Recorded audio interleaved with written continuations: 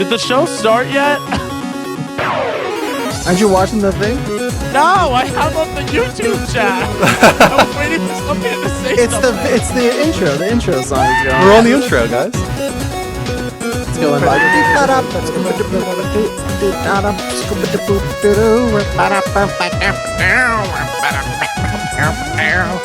Something like that. Probably spot on. We can't high five. We can digitally high five. Always high five. Oh, we're going forwards. Wait, look at my ring. High five, guys. Drew, clink my ring. Click rinks. Clink rinks. Clink rings. Clink rinks. Clink the Clink. ring. What? I don't even know what I'm saying right now. Clink rinks. What the hell does that even mean? I do not know. Welcome, Level Uppers, to the Level Up Show, episode 108. This is a gaming dedicated talk show on every Sunday at 10 p.m. Eastern Time. I am one of your co-hosts, Andrew. I make this show. Midori. I am joined by, below me, right here, Gregory Verga, a.k.a. GVZ. It's your boy! What's good, homie? And we're also joined by the beast from the east, Dean Marchese. For the record, I think Andrew told you to blow him. What? He said, also joining me, blow me. Oh, GVZ. shit. He said below. Below. Yo, rude ass guy. Yeah, below. I just realized Okay, I'm missing listen. so many things right now. Like a Oh, drink, no. my phone. Get your drink, Go man. get You your gotta drink get before we drink. start the show. Dean and I will film. Real Go quick, get your stuff. I just want to say, guys, Go. it's weird, right? Yeah. We're not together in like a studio. We're bound in by snow right now, so that is why the show looks like this. Dean and Greg, take it away. Okay. Okay, Yeah, we we're got it. here. Wait, Dean, We did it, though. I'm we gonna did hit the up. damn thing. We did. Drew set all this up. We all said, hi, there's a blizzard in Long Island and New Jersey. That's where we're from. Hi, how are you? On the YouTube side of the chat room, Savage Lightning says, shut the fuck up. So that's sweet. Glad I'm not There's- over in the YouTube chat. Yeah, Team Eater, there is, if you guys are watching us, we have been going live from the YouTube spheres for the past couple shows that we've been doing. So you're more than welcome to go watch us live over there. We do have a chat room over there as well, if you'd like to join. And Team Eater says there is a 5-second delay compared to Twitch. So it's an extended 5 seconds. So technically, if you're watching from YouTube, it's the 10 seconds behind. But if you want to join the chatter sphere, you could do what Dean and I are doing and pull up both chats and live your life to the fullest. Yeah, I'm not in YouTube chat because YouTube people are generally the worst. And so Well, that took a turn, but yeah. I'm just gonna stay over here on Twitch. I'm telling you, they right. are. I feel those comments, Okay. Greg, on YouTube, and they're not nice people.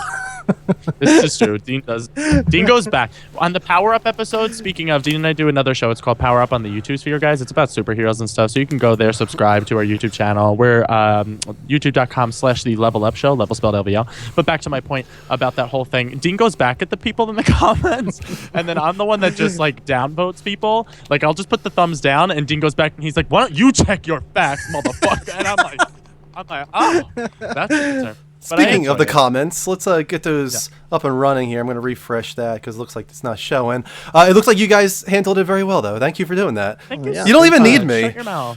You don't even need me. We need No. you. We need No. you. BT Dubs, Andrew, props to without Drew for you, making this is gonna be like a wildfire without any firemen to control the situation. we need permits for this, like controlled fire. Yep. Yeah, for sure. Did you guys go through the whole spiel, all the different channels, all that good stuff? Oh, no, not yet. I went through the comments, and I was reading all the comments there, Okay. and there was somebody on the YouTube sphere that told us to shut the fuck up, and then that's how we got into Power Up. Oh, okay. Well, I'll do the whole boring just then. Guys, this is the Level Up Show. It's on every Sunday, 10 p.m. Eastern Time. If you like what we're doing at any point in the near future, we're going to be on for 2.5 hours. Make sure to hit that heart button, follow button, whatever. It doesn't matter. At twitch.tv/Level Up Show or whatever app Heart you're us. watching from. Your name will pop up. We'll, of course, shout you out. We're also on Twitter at the Level Up Network, level spelled LVL. You got YouTube at the top of the screen, youtube.com/Level Up Show, level spelled LVL. I know that Dean and Greg talked about Power Up. Check it out. It's a great show. Comic books, superhero nerdiness. It's good stuff. Also, if you want early access to something like Power Up or any exclusive YouTube show coming in the future, make sure to check out Patreon. It's the best way to support the network at patreon.com/Level Up Network. Just $1 or more per month will get you those perks.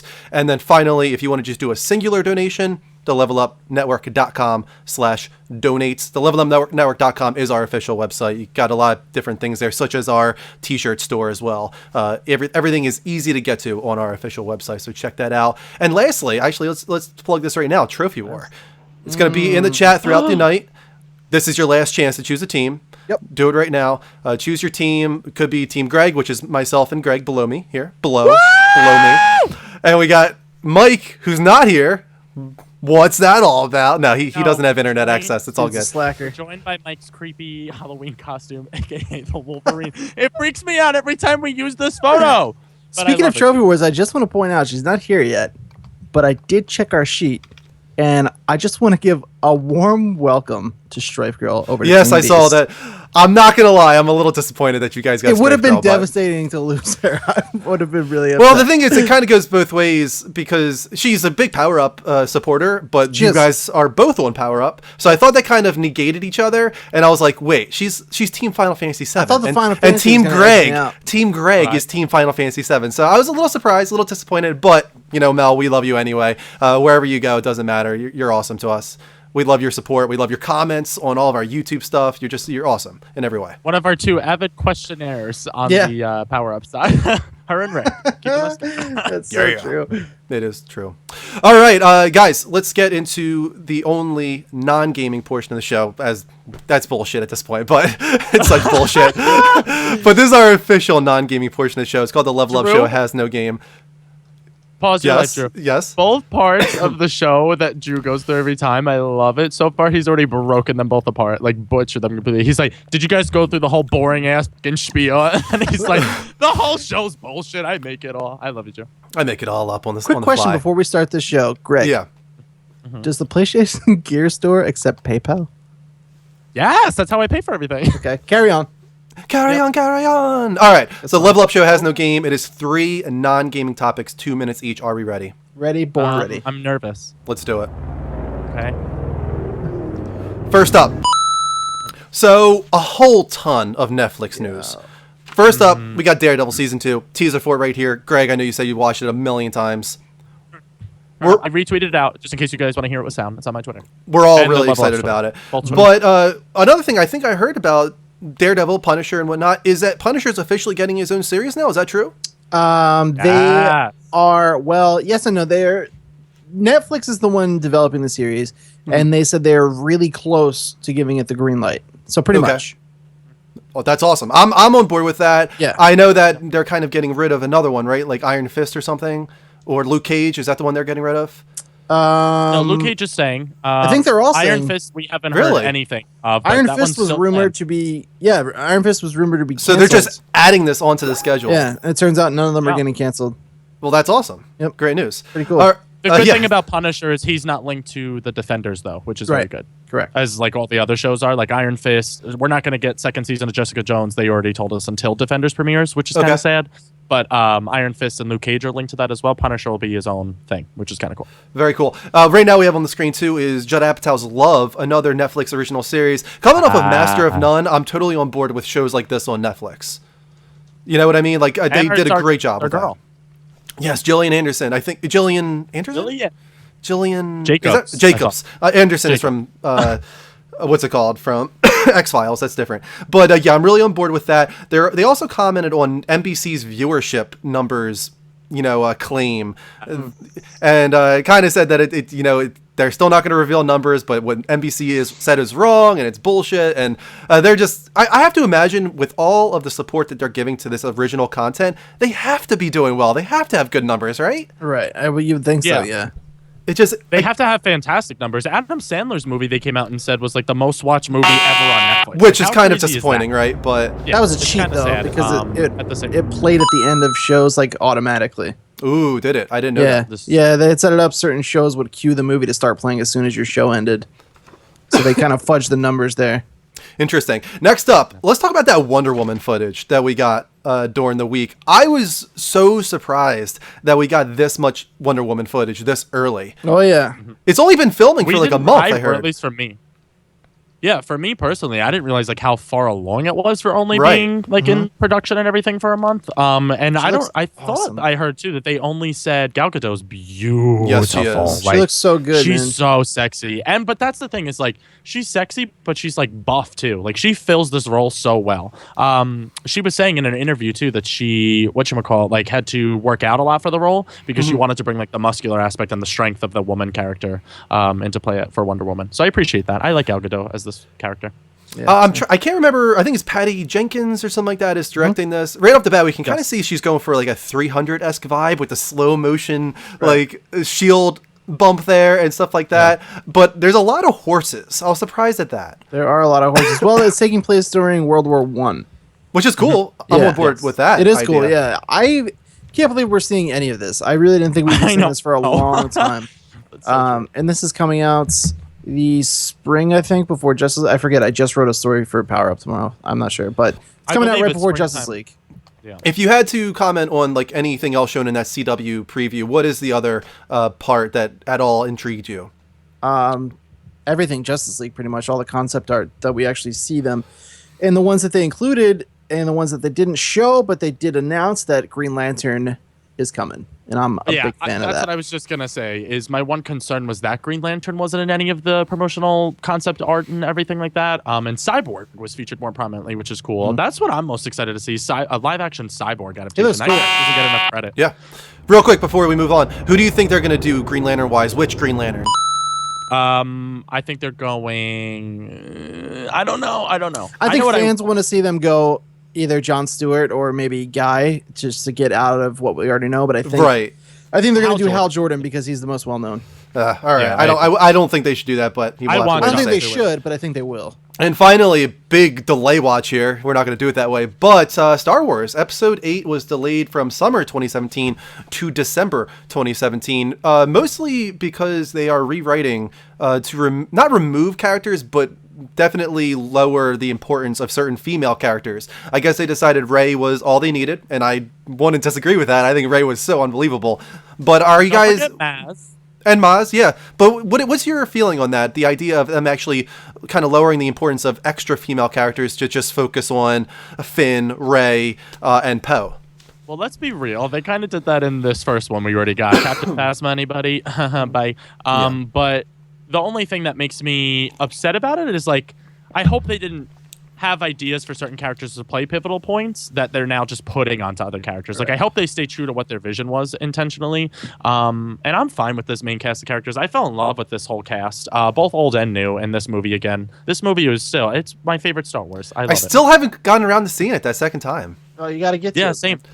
I know. I want to. It's just I've been seeing on Tuesdays. I keep seeing new movies because I'm trying to take advantage of that $5 Tuesday. But I do really want to get around to seeing a second time and see if I still have those reservations about John Boyega. Right. But the other thing that came out of this, at least I think, it seems like this is why the cause and effect. Avatar 2 being delayed from December 2017 to I don't know when, but for me that's got to be a response, right, to Star Wars moving 100%. To December, right? They feel Rey. And they don't want to deal with her, and I don't blame them. Hypothetical. Who do you think would win in an opening weekend? Star Wars Episode 8 or Avatar 2? Star Wars Episode 8, no doubt in my mind. Yeah. Avatar is purely like a lightning in a bottle moment. It was because of the 3D craze at the time, because of the IMAX craze.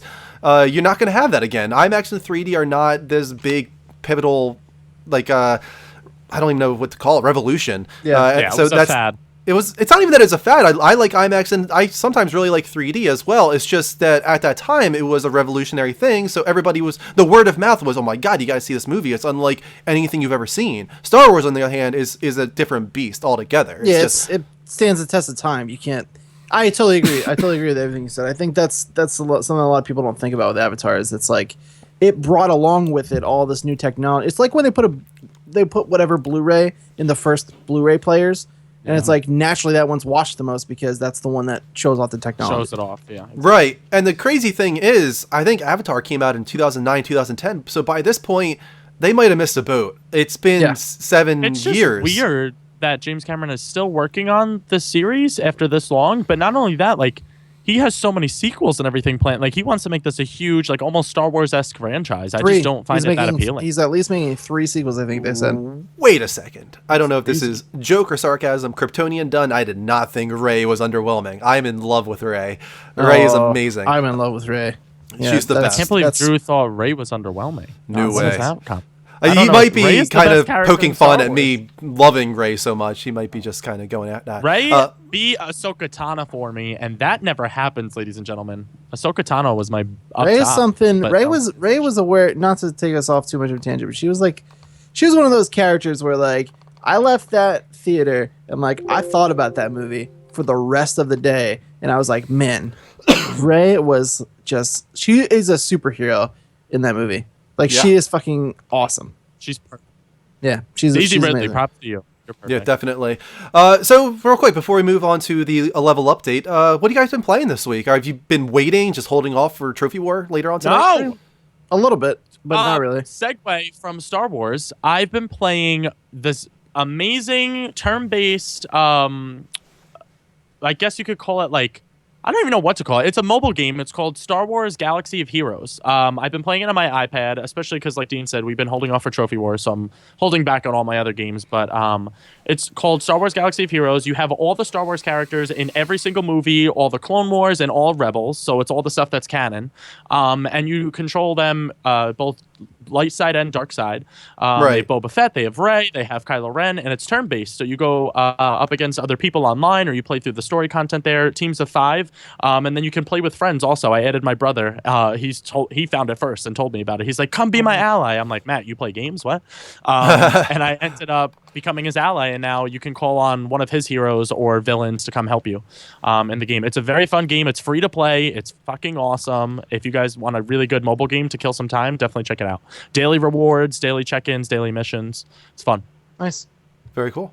How about you, Dean? Have you played anything at all? A little bit, yeah. I not too much, like you said. I've been kind of just holding off because I know we're gonna be playing games like nonstop. So, just been watching a lot of movies. But I was messing around in Sly Cooper: Thieves in Time. Oh yeah, yeah, good, really, really good game. That is, I really like Sly Cooper: Thieves in Time a lot. I'm gonna get back around to that because I never finished it. Oh, it's really good, dude. Even the even like the post story stuff, just running around like collecting stuff. It's fun because I was looking for something just kind of silly to like meddle around in while I was like waiting for the Trophy Wars to start. And I had that sitting on my shelf since last Trophy Wars, and I never got around to finishing it because I picked it up at the end of Trophy Wars. And so, I've been just messing around with that. It's a lot of fun. A really, really good game. I've been holding off, honestly. Because I downloaded a few games. I bought a few games as well because I got so many different gift cards for the holiday, for Christmas. I've got about $150 in my wallet on PSN. So I just bought some games, ones that I think would be good for the Trophy War. And I'm just waiting until tonight to start them. That indie sale was really good. It was. I bought a few things off of that as well. Is that still going on? Yes, guys. I think so. BT Dubs. We are starting Trophy Wars officially begins after we're done with the Level Up show. Well, it technically begins at midnight is the first day of Trophy Wars. So like Drew said earlier, be sure to click the link. It just went in the chat room. Be sure to click the link and sign up for your Trophy Wars team. You get to win XP weekly as we do our check-ins and see who's ahead. And go to YouTube and watch all our stupid videos. Yeah, didn't you just put one up, Dean? Isn't there like a launch video? Tomorrow morning, yeah. Oh, tomorrow morning there's a launch video, so definitely going to want to check that out, guys, on youtube.com/thelevelupshow. And then we'll be back every Monday morning, sometime in the early afternoon after we record. We're gonna record them and then I'm gonna put them right up. So every Monday, you guys will get an update video all about the Trophy Wars. Very cool. All right, why don't we take a quick commercial break, guys? We'll be back in 60 seconds, and we will start the level update then. So hold on tight. We'll be right back. Welcome back, Level Uppers, to the Level Up Show, episode 108. This is a gaming dedicated talk show on every Sunday at 10 p.m. Eastern Time. If you like what we're doing at any point, please make sure to follow the show. Hit that heart or follow button wherever you can. Doesn't matter where you're watching from. Your name will pop up, and we will, of course, shout you out. Thank you so far to our one follow tonight, which was Best Man Alive 14. Really appreciate that. If we can get to 7825 follows, we will, as usual, give out 300 XP to the chat room. And, of course, check out all of our other channels, which will be fading in the top banner up there to support us in a big way. We're about to get into the level update part 1. This is our discussion of the week's biggest gaming industry news. Turn up. Hey, the news. Boo-doo, boo-boo, boo-doo. That's a cool song, man. It is a cool song. It's from the newsroom, if you didn't know. All right, first up. Jonathan Blow's The Witness will cost you $40. A little surprised at this. I was, when I first heard The Witness, I was expecting, all right, 5-10 hour game, $15, $20. 20 at the most, yeah. Wrong on both parts. First of all, as I was just saying, it's $40. And it releases very soon as well. It releases in the next month. Yeah. But here's the other part that you might not have known about. On the PlayStation blog, Blow commented on the the game and suggested that it might be longer than you are expecting. He said, "There's a lot here. When we started making this game, I figured it would have been 8 to 12 hours of playtime, like I was thinking." He continued, "As it happens, the game we finally built is around 10 times as big as that. If you are a completionist who wants to wring every last drop out of the game, you might expect to play for 80 hours, maybe even 100. What? Yeah. For people who don't want to go quite that far, the game's still got plenty for you. That, I was not expecting that at all. This seems like not the kind of game that should be that big, honestly. See, but like, is this the thing? My first thought that came into my head was Assassin's Creed. They tell you all the time that if you get every nook and cranny, you could spend 100 hours in there. I did absolutely everything in Unity, and I clocked in platinum the game 100%. I did all the DLC at 55 hours was my total playtime, doing absolutely everything, even the stuff that you didn't need it for trophies, like everything. So like, are they just saying that is my only dilemma? 80 to 100 hours in this game? How big is it? Come on. It does sound like he's put a lot more into this game than he originally planned on. Maybe. He just keeps adding more and more puzzles. Every time he's in interviews, he's like, "Oh, we just kept adding more and more." And that's the gist of the game, as far as I can tell, is it's just you're traveling around this island, opening up new areas when you solve these puzzles. It has a very Myst-like atmosphere to me, more colorful than Myst, but still that Myst vibe. I could not believe that you hadn't heard of Myst, Dean. That's pretty crazy. Never one time. Swear to God. How about you, Greg? I know that's a little before your time, but no, I heard of Myst. Okay. I've seen gameplay and stuff of it. It's all over the YouTube spheres. I got that like when I first started getting into gaming. Like that was just a game that was popping up. Well, it was a PC game, as Mike mentioned, right? Yeah, it started as PC. Now it's everywhere. You can find it on when I was mobile. a kid, I was all me and my sisters both were all about like hardcore Nintendo, and then even when I got older, I was always on consoles, pretty much. Were you all about that bass, no treble? Yeah, that's exactly it. Exactly right. Yeah. Now, are you guys at all interested in The Witness? Yeah, I'm totally stoked for it. I don't think I'm going to buy it at this price point, but I'll definitely get it a little bit later on, or I think it might even eventually. It seems like a PS Plus title to me, so I might even hold out for that. I was hoping it would be a Trophy War game for me, but yeah, I'm not buying it at $40. Even with the wallet collection I've formed over the holidays, I'm still not going to spend $40 on this game. 20 is that sweet spot for me on this kind of game, because even though it has 80 to 100 hours, I would think I'm going to put in 10 to 15 on this. For sure. I'm not crazy about puzzle games, personally. Yeah. Right. It looks like a cool Portal, game. Dean? Yeah. Well, Portal's an exception. Yeah, I did really like Portal. Did you play both Portals or just I did. two? Yeah, I have them both on Steam. Oh wow, okay. Portal 2 is amazing. That's one of my favorite games, actually. Yeah, it's a great game. That's Wheatley, right? That's Wheatley, right? Okay. I was just gonna say, it's funny that you say $20 would have been the sweet spot for you, Drew, because I have yet to play Gone Home, and that just released on consoles at $20, and I thought that was too steep for that. That's too expensive. That game should be $10 at most. It's literally 3 to 4 hours, if that. If you rush through it, honestly, if you know how, you can beat the game in 10 minutes. There's a trophy for it. I was just yeah, you can beat the game in 10 minutes if you know the direction to go. But your first time playing, if you rush it, 2 hours. If you try to see everything, 4 at most, maybe. Right. I would recommend spending 3 once you get it. Don't rush through this game. Oh, no. Inspect every nook and cranny. Try and get all the diary entries and just like feel the world that's been built here. It's 1995 is when the game takes place, and feel that. Like, check out all the VHS tapes with X-Files written on the label, and like all those little things like that is what makes this game so special. They nailed the atmosphere of the mid-90s. My first playthrough, I'm going balls to the wall, exploring every nook and cranny, but you bet your ass I'm beating it in under 10 minutes with that gold trophy. Greg, do you know anything about the story to Gone Home? Not at all. I know not one thing. I'm not going to tell you anything, but this is your game. Yes, that's what everyone tells me. This is your about game. it. I guarantee it. I know everything. I know the whole thing. Do you, Dean, really? I do, yeah.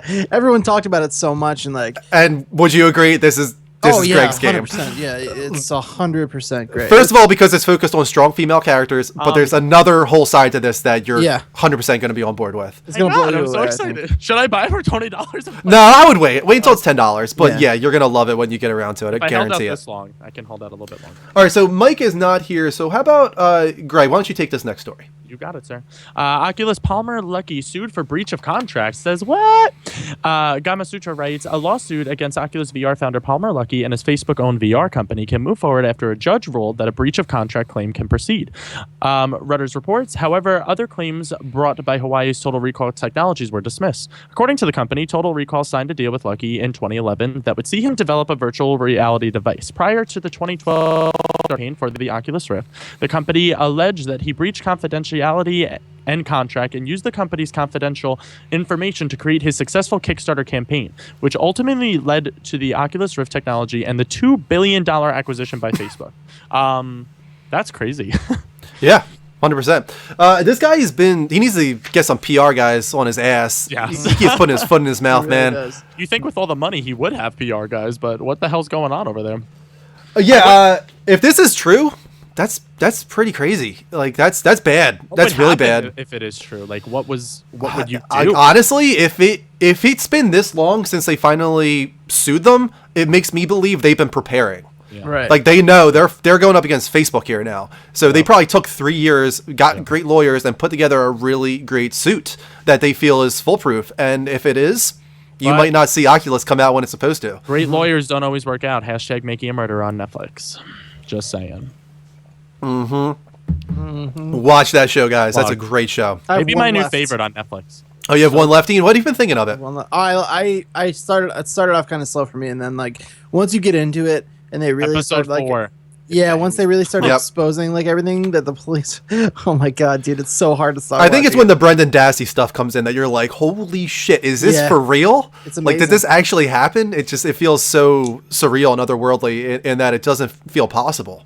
But Dean, it I is. agree with you 100%. The first 3 episodes, I was like, what is this show? Like, why is everyone talking about it? And then episode 4, when they put on the one sheriff and they're like, they record his phone call. That's Right. the scene where I was like, what the? Like, how is nobody seeing this and like asking questions at least? Not the only lawyers. not arresting. The lawyers are my favorite, dude. They're so Oh, smart. man. Ah, Beauty His and lawyers I are forget so the other smart. one. The way the one, I think it was, I can't remember which one it was in that moment, but the part where the guy's like, oh, I thought that she said that. And he's Yeah. like, let me just replay this moment Yeah. for you. Drop the mic for a second Oh my here. God, it was It's so so good. bad. Everybody, please watch Making a Murderer. It's We don't want to Andrew talk too Buting much. And somebody else is the other lawyer. I forget the other guy's name. Strang or something. The Something first, Strang. Jeremy? the first 2, there's Dean and Jerry. Or no, Yeah, I'm sorry, Dean the Strang. Second, the second pair is Dean and Jerry. Yeah. And then I don't remember his first. Right. his Jerry first episode. Buting, Dean Strang. Those guys are freaking awesome. my- You are going to have a bromance with these guys. It's so good. All right, Dean, take the next story. 1 second. Let me Yeah, sure. scroll over my window here. Go ahead. Nintendo NX rumors are beginning to circulate. This The is your first- story, Dean. This is one for my you. story. I hope it's my story. The first rumors originate from GFK Nintendo clients, Nintendo NX exclusive game franchises featuring Mario, Zelda, Donkey Kong, and more. Okay. We're off to a good start. Connect with other Nintendo players around the world via Nintendo Network. What does... Who, yeah, obviously, right? Yeah, like, well, I would hope so. a lot of that's dependent on like what is Nintendo Network. gonna be like. Right. Let's hope it's not like Me Plaza. Yeah, exactly. Like it could be like PSN or Wii Plaza. Or it could be friend codes. Yeah, exactly. Right. Gameplay flows between Nintendo NX console and Nintendo NX handheld device. Earn and share gaming achievements. Now we're talking triumphs and defeats with your gaming friends and the Nintendo gaming community. It's Pause your life. about time. Yeah. Oh yeah. Pause your lives. What do we think if Nintendo had a like trophy achievement? What would theirs be called? Like good ribbons? Question. No. Something really friendly, I'm sure. You gotta Yeah, go like like ribbons is the one thing I thought. you gotta of. go like rupees, right? Or like coins or something. Like it's got to be Yeah. something They could do Nintendo. Medals? Nintendo-y. Oh, medals would be good. I don't know. That's a I don't tough know. one. That's I'm something very that curious. to Tough one. think It's a about, good but I question. wanted to put that thought in your guys' head. It's a good question. Chat room, answer that one. What do you Yeah. think that the Nintendo achievements are going to be called? I like Sorry that. to interrupt. You're good. Where are we at? Surf the web to make video calls from your TV. Ooh. Supports 4K 60 frame per second video streaming. Ooh. Gameplay graphics at 900p 60 frames per second. What? Yeah, why is that a thing in 2007? What? I don't understand. It just doesn't make sense. It just doesn't make sense. That's such a bizarre statement coming right after the 4K 60 frames per second streaming. Right, yeah. Is the only game they're playing the Assassin's Creed Unity version that came out on Xbox One? Like, I'm just confused. It's so weird. The only game I know of that's 900p. What's in the box? The What's in the box? the Nintendo NX console, a sensor bar. I don't like the fact that there's a sensor bar in there. I know. That stuck out at me too. Game controller, HDMI cable. The second this is- rumors. Go ahead. Like, No, what go is ahead, that? Ray. Okay. Sensor bar meaning what the does that mean? And game Yeah. controller meaning what does that mean? Like, is it a game controller, like traditional controller, or is it some bullshit? Like, this just makes me angry, this whole story. Keep going, Dean. The second rumor comes from the Wall Street Journal. Quote, the forthcoming Nintendo NX console may work with smartphones, PCs, and even rival consoles such as the PlayStation 4. That's weird. Yeah, that is weird. Journal, who are The you? rumor comes via a tweet from Takashi Majizuki from the Wall Street Journal and appears to reference a report from David Gibson, a highly reputable chap who reports on Japanese gaming and tech for Macquarie. Did it actually say chap? Yeah. It does, yeah, it says chap. I don't write these things, so. It's not a Dean Marchese original. The final part of the rumor reports that the two separate parts of NX will be released at separate times. The handheld at the end of 2016. Now, here's where you fucked up already. And the console portion sometimes in 2017. Like, why? That's a big mistake, if that's the truth. Bad move. These are all rumors, we like to point out. Right. Right. 100% rumors, All yeah. of them, all of the rumors suck, but all rumors nonetheless. The one that, the couple that stick out at me for sure are 900p, 60 frames per second. That makes no sense because there are games on Nintendo Wii U that are 1080p. So that is just bizarre that they would even put that out there. Downgrade, yeah. The other one is the splits between the handheld and the console. Nope, got to be in the same box or this thing has failed on arrival. Yep, Yeah. totally agree. It's just, no, Nintendo, please It's don't not do a this. situation where it's like the PlayStation camera and the PS4. Like, that's a totally different, like, you don't need one to work the other. But, like, Nintendo's handheld is where it's at for them. Like, you need to put that in the same box as the console. The console should just be your tag on at this point. You know what I mean? Totally. And going back to the achievements for Nintendo, we had a few in the chat room. One of them was power-ups. Ooh, okay. That's pretty good. It's good. It's very Nintendo-esque Predictable. and very comic book superhero as well. Patent impending by Dean and I. But it doesn't quite match achievements, though. I don't feel like... I don't know. I don't feel like a power-up represents earning like a trophy. It just doesn't mesh for me. Yeah, I like personally. Dean's Yeah, that idea makes of sense. rupees. I really like rupees. Maybe they just make it into currency, right? You know, you got your gamer score. Maybe they just do that and do rupees instead. I would Yeah, love I that. could see that. Like, kind of like achievements, you're saying? Yes, Yeah, I could but see try that. and maybe throw in that PlayStation realm as well. But instead of leveling up, you power up. We combined everything together. Yeah, just combine the two of them in I'll some tell you what, right weird now, way. if they use level up or power up, we need to find ourselves a really good lawyer. Yep. I'm getting Jerry Buda. I don't think that's Where gonna you at? happen. Jerry, where you at? I think we will lose that case very quickly. All right, you know what? I'll take the final story again since Mike's not here. All right, last up. Let me go back to the video here. Last up. Ubisoft is developing VR titles with Elijah Wood's production company. IGN's Sasha Arfanian. I don't know if I'm saying that rightly. I'm sorry, Sasha, if I didn't. Ubisoft will be working with Elijah Frodo Baggins Wood's Productions. She actually put that in there. Elijah Frodo Baggins Wood Productions.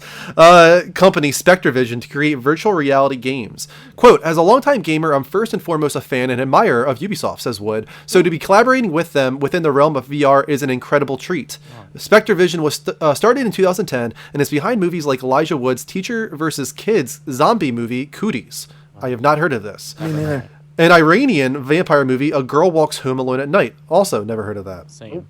While no projects have been announced, Spectravision's team will be working with Ubisoft's Funhouse studio in Montreal. Spectravision CEO Lisa Whalen announced a partnership today at the Sundance Film Festival. Quote, we're thrilled to partner with an industry leader like Ubisoft to explore the innovative and burgeoning technology that is virtual reality, Whalen says, continuing on, quote, together we can tell an infinite number of unique stories in a bold and original new format. Not surprising at all. Ubisoft is always good about this. They at least give things a shot. Yeah. You know what I mean?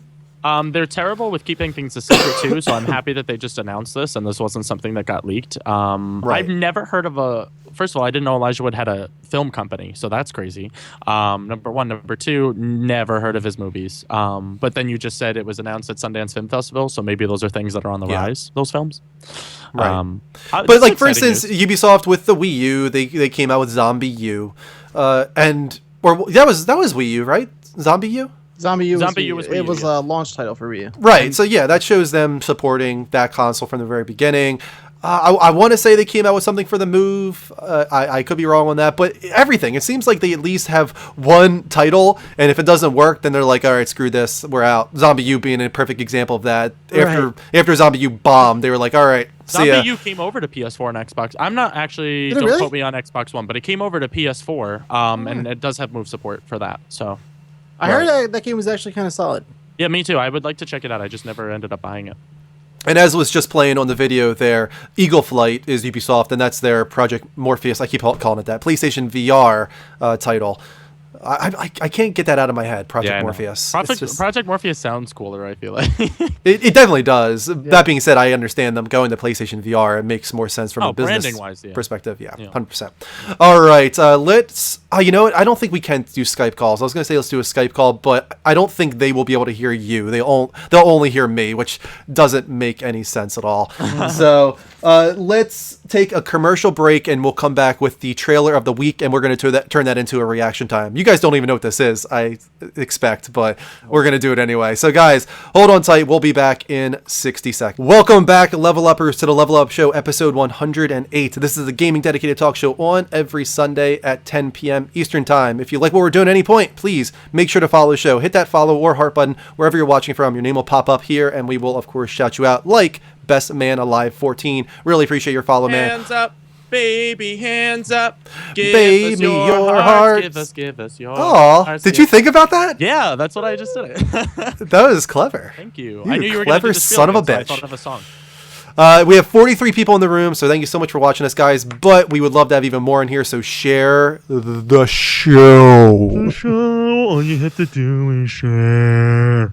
On Twitter, Twitch, Facebook, wherever you can, and try and build this community here on the Level Up Network.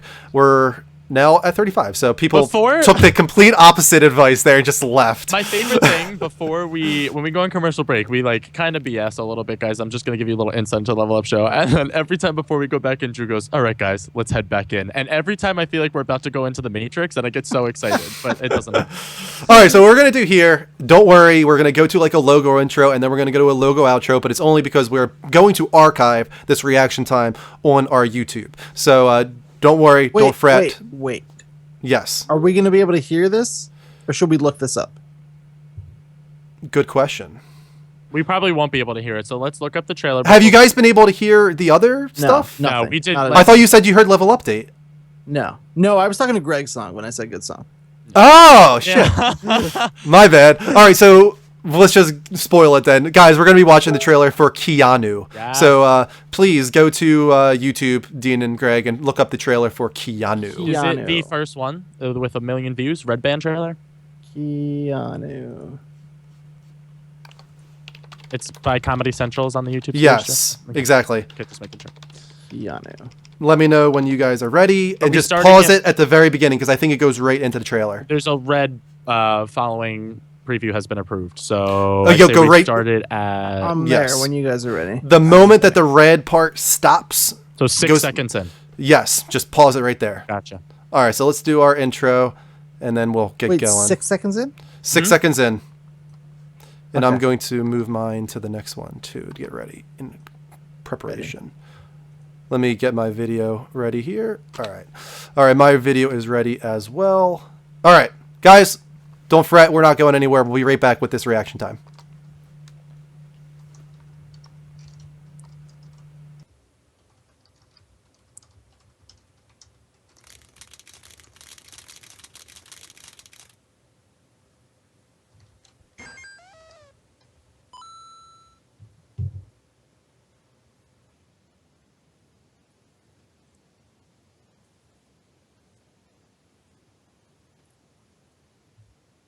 Yo, yo, yo! I guess it's appropriate for this one that I'm GVZ too, because this is kind of like a gangster thing, right? Is it?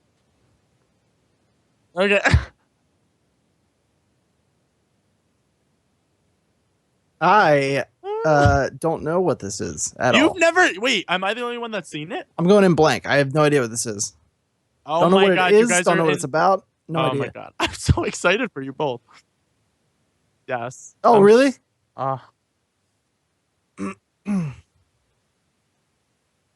No. Let's hope. This is gonna be the best thing ever. You guys are not ready. You guys are. My not ready. mic was broken for the whole thing. We're gonna have to restart it. Sorry, guys. Thank you to who said that? Everybody was saying it for me. Okay, thank you for reminding me, guys. We're gonna start over. We'll do it again. My mic was broken. All right, starting over. Intro. Can they hear you now? Yes, they can hear me now. Good. We're gonna start over.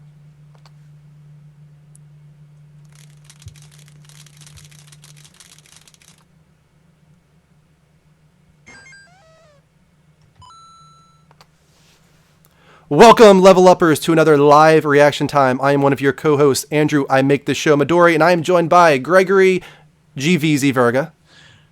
We're reacting to new trailers. It's kind of amusing that we actually did kind of scratch it from the record. Yeah, we did. What came earlier. Greg, in the first take of this, said something about gangsters, but That's a gangster trailer, you We guys could have are- got away from it. No, because then on the YouTube it would have made no sense. Like, what the hell is he talking about?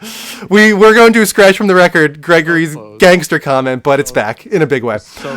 And we're also joined by the beast from the east, Dean Marchese. Hello. I'm not really that sure what we're about to watch. We are going to watch a trailer for Keanu. Greg is the only person that has seen this. I haven't. Dean hasn't seen this. I thought it was about Keanu Reeves, but clearly I'm wrong. You guys just aren't ready, and I can't wait for your reactions to this.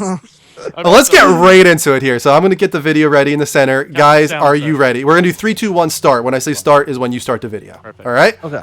3, 2, 1, start. You guys aren't ready. Hey, man. How are you? How you doing? Nothing makes sense anymore. Are you okay? That was totally Ferris Bueller there.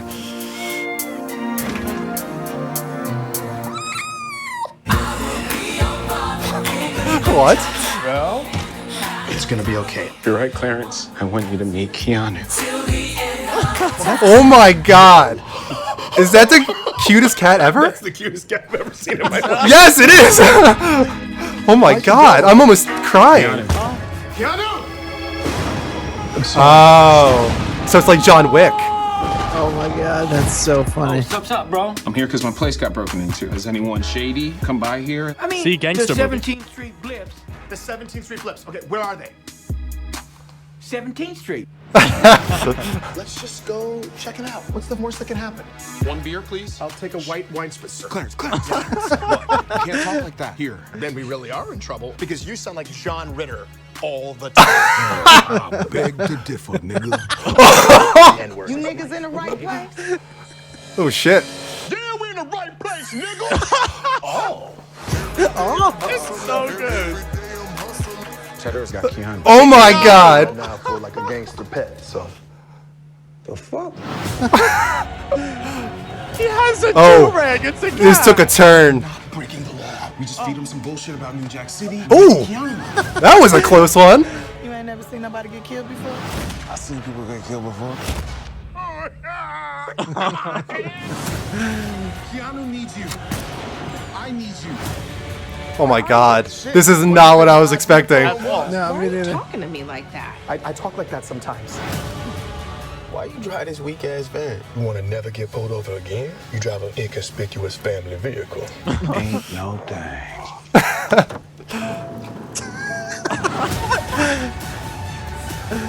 It's about a cat. This is going to do very well on YouTube. It has cats in it. Here, kitty, kitty. Oh my god. Wait. What the fuck is this? Oh shit, niggas. This my shit right here. Oh my god. Oh my god, it's so good. I have to see that Jesus. movie. I am blown away by this trailer. Oh That was my really God. funny. I told you guys you weren't going to expect it, but now does my gangster comment make sense? Yes, Yeah. it totally does. Yeah, I guess it does. Dude, that movie looks fucking hysterical. I can't wait to see that. It's about a gangster cat. I have to go to that scene where you first see the cat. Wait, because- when the cat's in the do-rag? Like, come on, dude. Oh That my is a cute cat. Dude. goodness. Is that a cute ass cat? Well, my family has had like 6 cats, and they really are that cute when they're like first born. They're We need to pull so this cute. full screen. We need to pull this cat full screen. Look That's at what we need to do. him. Yeah, he's amazing. Oh, look at his blue eyes. He's like the baby Jesus. He's so look cute. look at the eyes. Oh my Look god. at those eyes. Are you? What is that? I'm using the whiteboard. You are crazy. There's so much cuteness going on in this. I can't do this. This is difficult. You So have cute. terrible handwriting, sir. All right, I'm done. I really wanted to make use of that. Wait, okay. That was so the funny, movie's though. About a cat.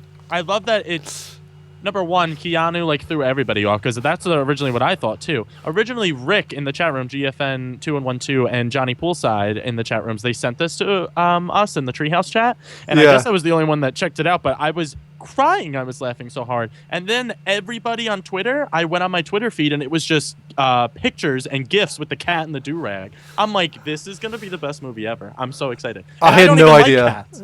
Well, that was awesome. I want to see this movie. We should all see this movie and then do a level up review. At the All end, right. They're funny, dude. Their yeah. trailers sometimes are like, you know, it's kind of like cheap laughs, but like when you actually sit down and watch the things that they write, those two are really, really talented, like comedy writers. They're funny guys. Yeah.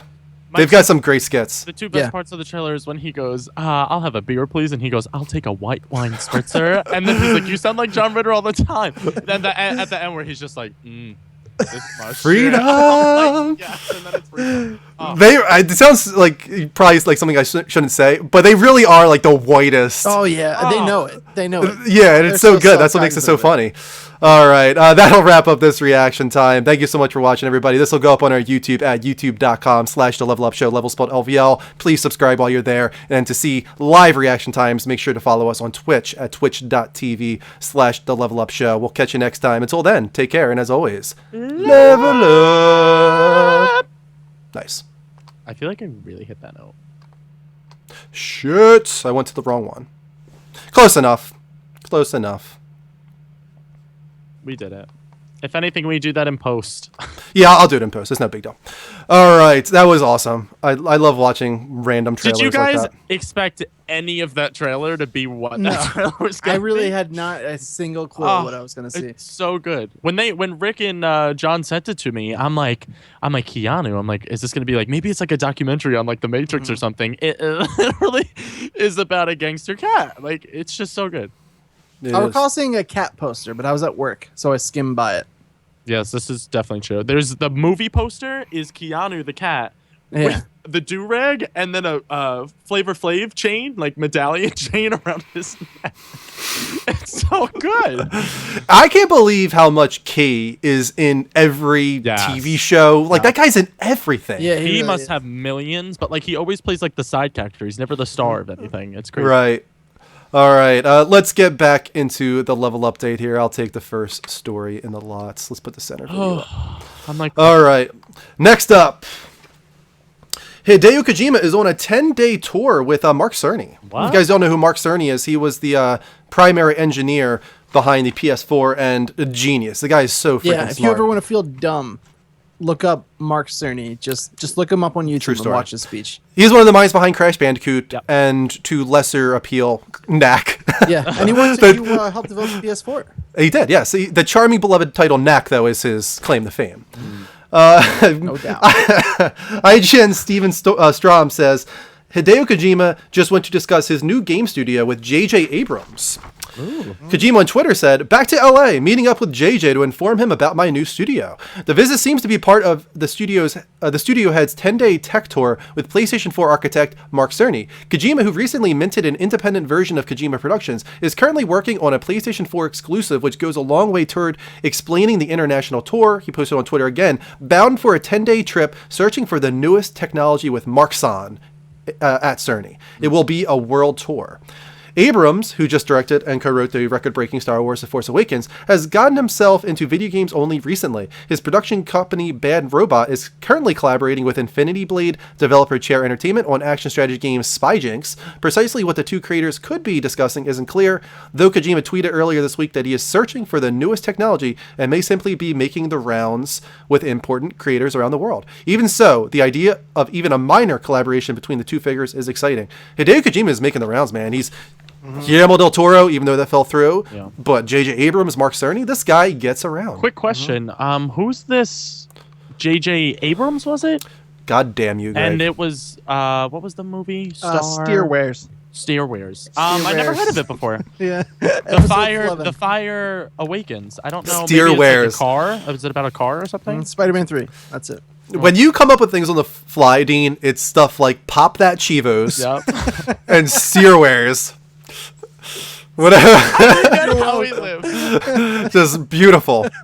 No, this is on a serious note. This is so cool. Hideo Kojima, Yeah. I don't know how he's famous and friends with everybody in the world, but props to him. Yeah. And then a game from J.J. Abrams sounds incredible, especially with the talent Kojima doing it with him. That sounds like a dream come true. He has a lot of respect among the film community, actually, and that's why Del Kojima, Toro yeah. was willing to work with him. It's pretty cool for him because I have a feeling always wanted to get into film, but I don't know if games were just easier back then. And don't count Del Toro out. He did tweet after the fact and say, I would work with Kojima on anything. He's a great guy. And that's the thing. Please. He knows these people now, at Yeah. least. So it's like there's so much potential there. Connections. Yeah, 100%. All right, let's see. What's the next story and who's going to take it? This was definitely a Mike story. Yes. But Dean, I guess you're the other Destiny player, so why don't you take this one? Aficionado. Yeah. Yeah. Service. Go ahead. Destiny Championship 2. level. Destiny 2 has been delayed beyond September. Kotaku writes, plans for Destiny's future are constantly in flux. Just last week, higher-ups at Bungie delayed Destiny 2 out of this September, according to people familiar with goings-on at the studio. Although Bungie has not yet announced Destiny 2, which could be called something else to avoid confusion, it was essentially public information that they'd plan to release a new iteration of the game this fall. Pause. Sure. Why would it be called Destiny 2 be confusing? I don't know. Just because they want to disassociate Destiny? Maybe the second game is called Fate. The only reason I could think is that they want Destiny to feel like this ongoing, like living franchise where platform. it doesn't, like a platform as opposed to a sequel thing. That's my only guess. If you had to name a newly released, like another disc-based Destiny game, what do you call it? Destiny done right. Love it. Destiny : done right. I'm gonna go Destiny Hands of Fate. Okay. That's pretty good. Do you have any reasoning behind it? Because- I feel like it sounds good, and I feel like Fate and Destiny are two words that coincide a lot, so I'm gonna go with Okay. that. I'm gonna go Destiny. That's Take it. two. Just call it Destiny. And then you call it Destiny, re-record the voice lines after like 6 months, and release 2 expansions, one of which is not very good, and then another one that's really good. Is there anything in Destiny that the 2 could be placed in as one of the letters? No, right? Maybe the S. I Kind could of. call it Destiny, the New Frontier. Yeah, backwards 2 is an S, I guess, kind of. A little bit. I guess you could do that. I have Left no off idea. after 2012. The At popping those Chivos. Yeah. Pop No. in those For a long Chivas time, leaked Bungie in had scheduled. 2012. For a long time. Okay, gotcha. Thanks to a contract leaked in 2012 that revealed the scope of their 10-year plan for Destiny. For a long time, Bungie had a schedule of annualized releases that would swap between full games, Destiny Game 1, Destiny Game 2, and hefty expansions Comet 1 and Comet 2. As of last week, that appears to have changed. Based on conversations I've had over the past few months with people familiar with Bungie, it seems that plans for the game's future are constantly shifting. At one point, word was that the microtransactions added in October would be cosmetic only. Ooh, hate to say I told you so, world. But soon enough, the studio quietly... Slippery slope. It is slipperier than ever. But soon enough, the studio quietly started selling level boosters as well. Bungie's leadership has also facilitated on what content will launch this year and what they'll save for Destiny 2, as well as whether near future content will be free or paid. Even within the studio, people may not be aware of every decision that leadership makes. From what I hear as of yesterday, not everyone at Bungie even knew about the Destiny 2 delay. That sounds like a bit of a problem. To the chat room, we got Destiny The Force Awakens, Destiny Child, That's so good. Destiny the prequel, Destiny Swag Chronicles, Destiny Ghost of Mercury, Destiny We Fired the Guy Who Makes the Titles, Destiny Pay 2, number 2, Win, Pay to Win. That's a good one. Those are all good. I think we, and by association, Rick named the next Destiny game Destiny: The Slippery Slope. Yeah. Destiny the Slippery Slope, I think, is special. To wrap it up, one source told me that Bungie has asked the live team, a small group of developers at the studio who regularly come up with these events and other updates for Destiny, to build several new DLC packs over the next year to make up for Destiny 2's delay. Yet, it seems likely those plans will change too. The live team is small, and that sort of schedule seems as unstable as what Bungie tried during Destiny's first year, which was emotionally and physically exhausting for many on the development team. Sounds like Interesting. problems. Speaking over there. of a series of does. unfortunate events, and without talking about Destiny too much more, did anybody hear that Netflix is doing a series of unfortunate events series? Like the limited tickets. Yeah, Wow, like, what based a on the Greg book? way that was. Oh, Yeah. Wasn't that That was a- awesome? that was a did you hell guys of a read Greg those way. books? Oh, okay. I was just really excited, and somebody wrote the series of unfortunate events on the slippery slope, so I got really excited and remembered that. I've never even seen the Jim Carrey movie, so I've seen Oh, that, that wasn't good. but that's it. That wasn't good. Yeah, it Don't I wasn't. don't know much about that. But back on Destiny, like, why is this still a game? I remember when they originally released the first Destiny. How long ago was that now? 2 years? Almost 3 years? 2 years, right? 2 years, 2 yeah, I years, want to say. They said it was a 10-year game that they were just going to keep expanding on. Did they Right. not say this? Well, no, the original, as they were talking about in the story, as Dean read, the original like was a 10-year, leaked like, document yeah. talked about like one every other year and all this kind of crazy shit. And that's why they're saying it's delayed, is because the leaked document did say that Destiny 2 would come out September or something of 2016. Oh no, Destiny's only been out for a year and a half. That makes me sick. I feel like September it's of been out for 30 of years. 2014, so not even 2 years yet. But I mean, and the reason it's still a game is because it does really, really well. it's very successful, especially Yeah. with the Taken King. And me I was a big proprietor of like, I was over it, dude. The first game like bled me dry. I was like, this is not fun anymore. It was fun for Right. like a month. And the Taken King really turned it around, but this doesn't sound like it's going to be too good for them.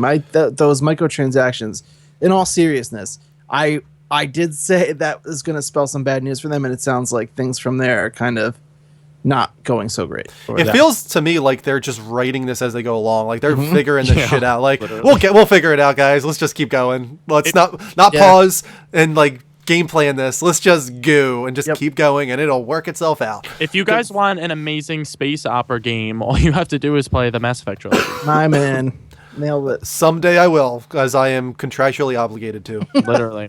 And Greg Way again, 2-1 in 10-minute period, everybody. I'll take in the next story. Surprise. David Gator leaves BioWare after 17 years. IGN's Eric Van Wallen writes, in a Twitter post today, David Gator announced his departure from BioWare after 17 years of writing for the studio. Quote, some news, I must sadly announce that after 17 years, today is my last day at BioWare. I'll miss my team and wish everyone here the best, end quote. Gator had been with BioWare since 1999, where he worked on franchises like Baldur's Gate, Neverwinter Nights, Star Wars Knights of the Old Republic, and Dragon Age. What a resume that guy has. That's awesome. Right. Beyond story, he wrote some of the most memorable characters in BioWare games, including HK-47, love him, Morrigan, best, Fenris, stop, Cassandra Pentagast, Karth Anasi, and Alistar. Guys, who could forget? Gator It's also certainly wrote not me.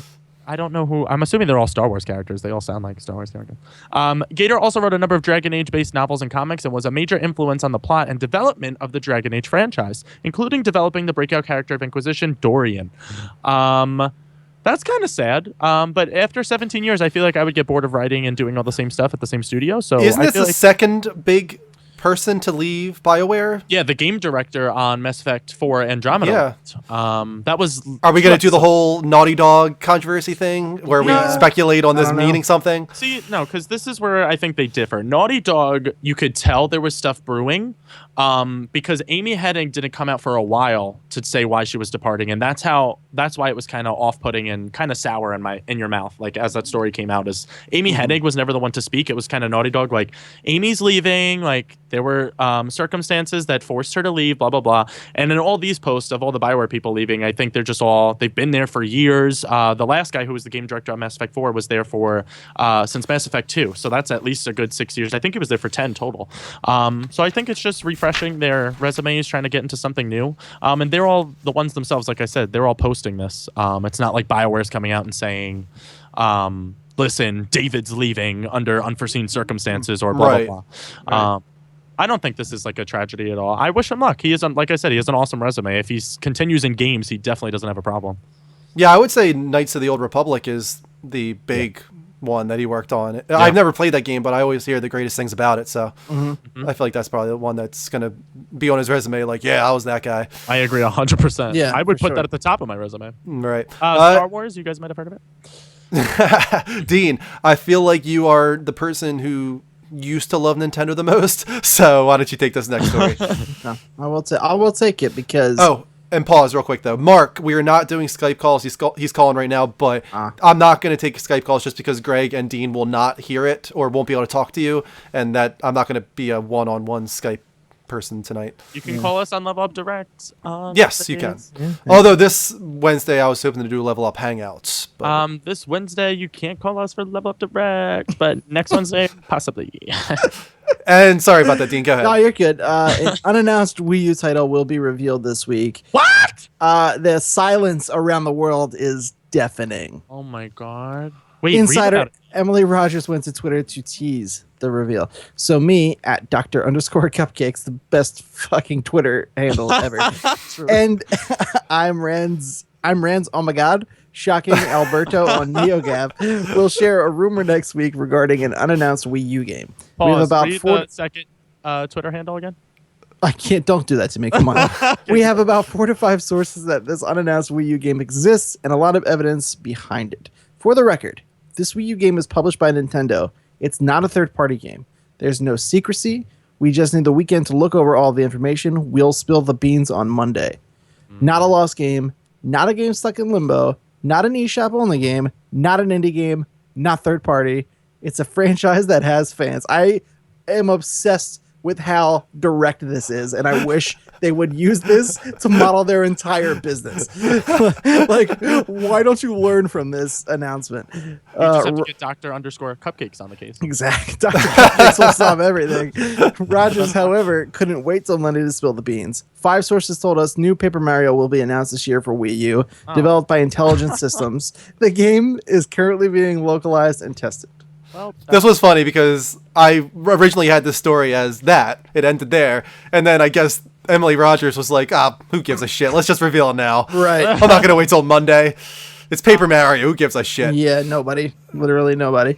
I don't know. Does nobody give a shit? No, there's a fan base. Are they outspoken? Probably not. Does anyone that will help their console sales waiver care? No. No, they don't. need to step up their game. And Dean said it best the other night. We were all talking in one of our G-Chat hangouts. I forget which one it was, but he said, why don't you reboot a franchise that could put you into mature territory like Metroid fucking Prime? Like, do something that, like, is appealing to mass. Like, imagine the brand new Nintendo NX launching with a brand new Metroid Prime. It's done in like 2D style, but it's like a reinvigoration for the series. Right. Like that. Do you understand that I almost bought a GameCube system and all of the accoutrement with it just so I could play the original Metroid Prime with the GameCube controller? That's what I mean, though. Make Metroid Prime.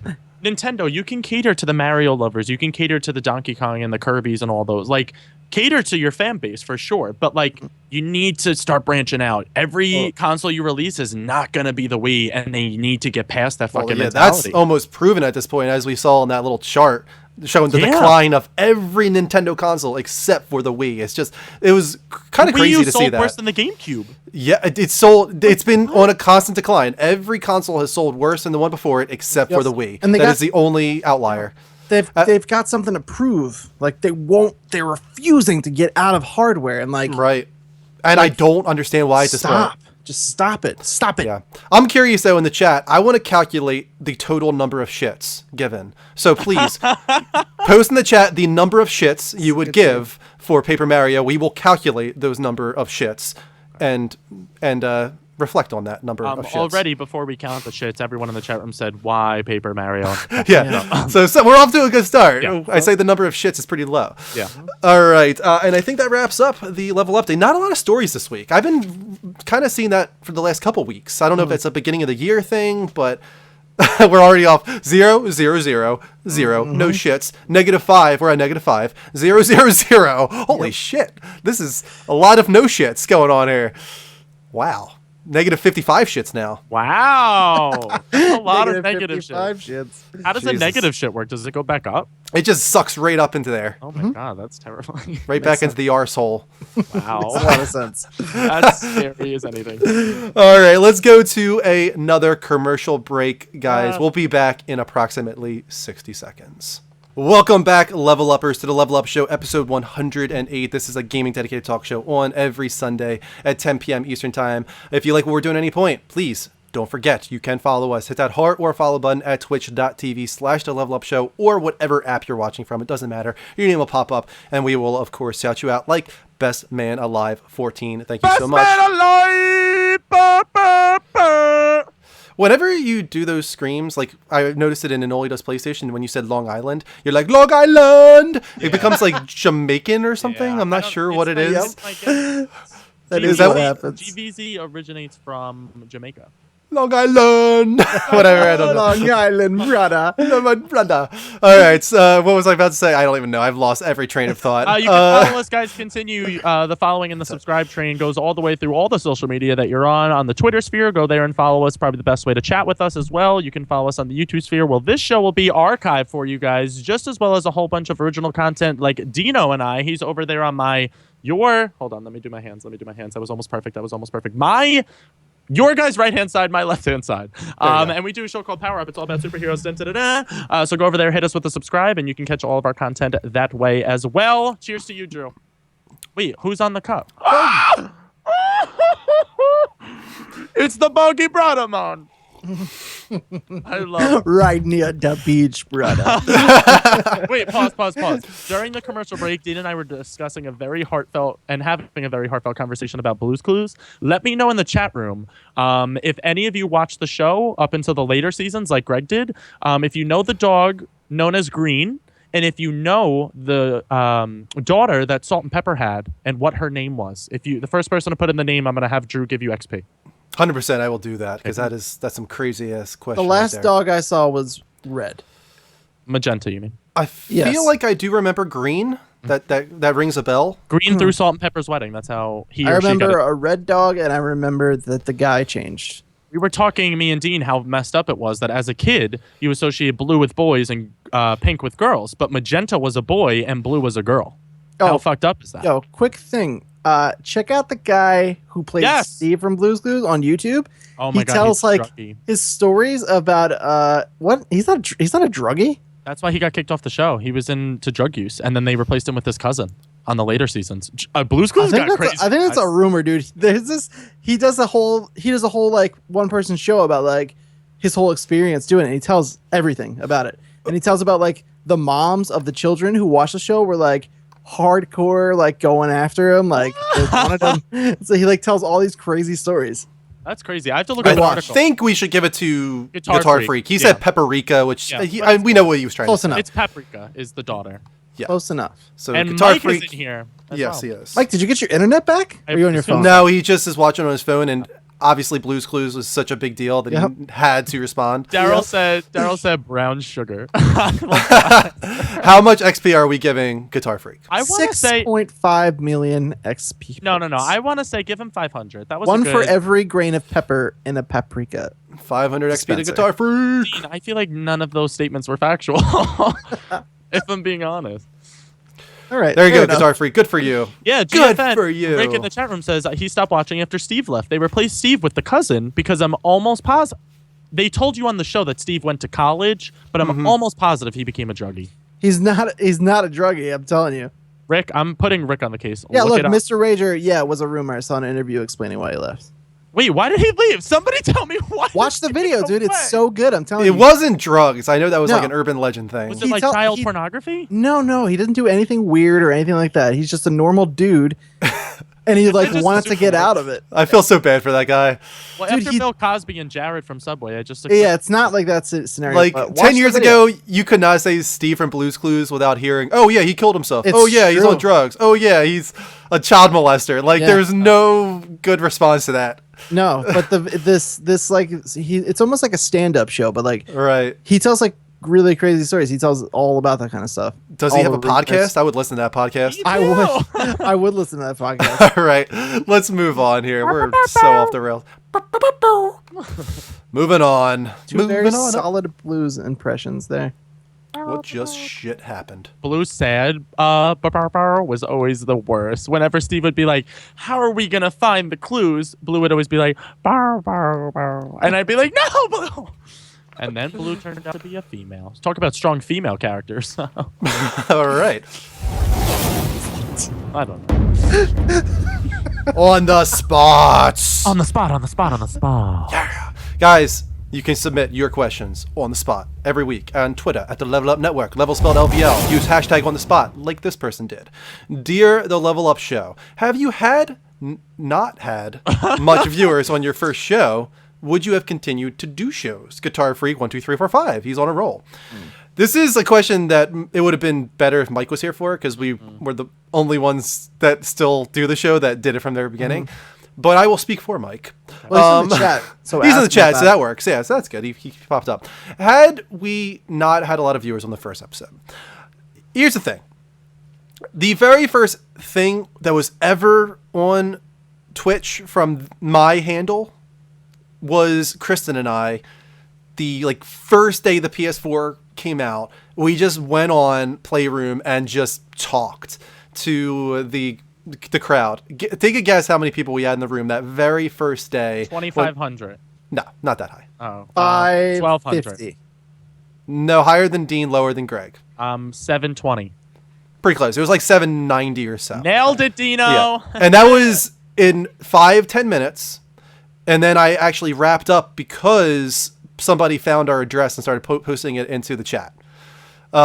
So then we were like, oh, that's something. We were like, damn it, you ruined it. Well, now we gotta stop. So we stopped after 10 minutes. I don't know how high we would have went in numbers if Chris and I had just kept going for like an hour that night. Was it someone you knew the fan address, or someone just traced? I their have no IP idea how address? somebody figured out who I was and started That's posting our address in the chat room. That sucks. Yeah, so that ruined that. But so I mean, if we're going off of that, we haven't matched that since. We haven't gotten up to 790 again. That being said, when we first did Level Up Show live from PlayStation, we started off around 50, around what we get now, not on live from PlayStation. I don't think it was ever so much about that as it was just we right off the bat enjoyed it and we're having fun with it. And as long as we had an engaged audience that was commenting, that's all we really needed. So, and I feel like if you get above 20 to 30, that's enough people that you can have a good conversation with the audience. I think we find that when we do our shows now too. So I don't know. I feel like we were really happy when we were getting high numbers live from PlayStation, when it was at its peak, when before they changed live from PlayStation's format and whatnot, when we were getting, I think, what was it, that one time we got 500 or so. Yeah, I mean, obviously we wish we could go back to that, but I mean, you can see right now we're getting 50 and it doesn't matter. We're still going. Yeah. We like it. We have fun. I would say from one. Go ahead, Greg. No, you go. I would say from one time an outsider's perspective. I used to watch here and there, not ever assuming I would be a part of it. I got Mike not nearly as well as I know him now or anything. I didn't know Andrew at all. I didn't know Kristen at all. And I would just pop in sometimes because Mike would share the link on Facebook and stuff. And I was always really impressed. Even when you guys were in your basement and had the cardboard cutout signs, I was like, oh, that's kind of cool. They're trying, and yeah.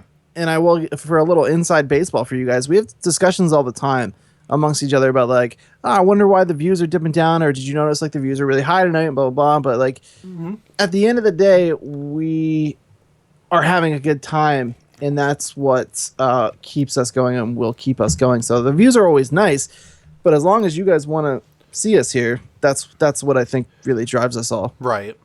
I think it's two sides. It's as long as we're doing it and enjoying it, we will continue doing it. Mm-hmm. But the other side of it is that we want to feel like we're growing in some capacity, and that doesn't necessarily mean viewers. Right. It just means we have to feel like we're getting to a new audience, or we're doing something right. Yeah. If we feel like we're just dying, which we don't, we don't feel like we're dying right now. If we feel like we're in a transitional period, I guess you could say, and we're trying to figure out what that means and what's right for this channel and what's right on YouTube and what's right on Twitch and what can we do to improve things. But I don't think you need to worry any of people in the crowd about us stopping. Yeah, we're not on an avalanche at all. We're on a plateau. We're just trying to get to the top of the mountain, as Drew's shirt is showing so wonderfully for us tonight. Show off that shirt there, Drew. Look at the mountain. Look at that. Look at that. He's going to the mountain. We're on a journey. It's that game about the dirt, right? Oh my God. It's a game about the dirt. No, but you guys both said, going from old school, me going to Staples and buying, this was before I even met Drew and Kristen, and buying the signs that we had to mirror the stuff because PlayStation Playroom didn't have the mirror yet. So I had backward signs hung up in my basement where my mom was like, Greg, what the hell's wrong with you? And I was like, listen, Mom, like, this is a thing. And at the end of the day, this is something that, like, they both said before, like, this is a hobby for us, and it's not, we want it to be a career. If it gets to that point where it can be a career, that'd be incredible. But, like, we enjoy this. We love doing it. We've made great relationships with people. I've made great relationships with people, and that's why this will remain such a big part of my life. And I hope it remains a big part of all of yours. I mean, I look at, like, what we're doing right now, and I look at when we had 300 people when we were in the apartment. What we're doing right now is 100 times better. Oh, yeah. Than what we were doing then. So it's just, I feel, to be completely honest with you, I don't mind. This is kind of a dip behind the curtain here for you guys, into what we talk about and whatnot. You're the wizard? We're behind the curtain here of the Level Up Network. Like, we know that with Live from PlayStation, it was a little bit of a fluke. The reason we were getting 400, 500 people is because it was this fad thing on PlayStation at a certain time, especially when it first started. All you saw Live from PlayStation, the top streams were talk shows. If you even want to call them that, most of them weren't even talk shows. They were just some girl, doing whatever. And it was like, it was a weird, fascinating thing that, like, everybody was, like, confused by and intrigued by, and we were on that wave for a time there. And then the Live from PlayStation format changed, which made it so interactive streams were no longer just talk shows. It was now Battlefront and stuff taking over interactive streams. So you have to be the top 8 of interactive streams to even show up on the main page now. And you're not going to find that with most talk shows that get 100, 200, 300. You're going to find Battlefront. You're going to find, those big games that take over that space. So that's not going to work for us anymore. And on top of that, I just don't think that Live from PlayStation is really interested in that anymore. Yeah. So we're not going to get those numbers quickly again. That's why we decided we're done with Live from PlayStation. We're just going to devote ourselves to making a higher quality show and just do 100% on Twitch. And that's for the foreseeable future. I mean, who knows what could change there? Who knows if I'm not saying it actually would happen, but who knows if we were to go to YouTube live? That could happen as well. We're going to do whatever is best for our show. We care most of all about putting on a better stream. Yeah, and that's, if anything, the fact that we're not on Live from PlayStation anymore because of it's kind of like a cheat should tell you like how committed we are, because we want to make it on our own steam. We don't want to have like the false, like, the facade of the big numbers from Live from PlayStation being like a part of our reputation. We would rather have low numbers and earn our way to the top on real viewers. I mean, let's be honest. I mean, at any point in the past 2 years, we could have dressed Kristen up as Pikachu, and we would have been 200, 300 followers that night alone. As Charmander.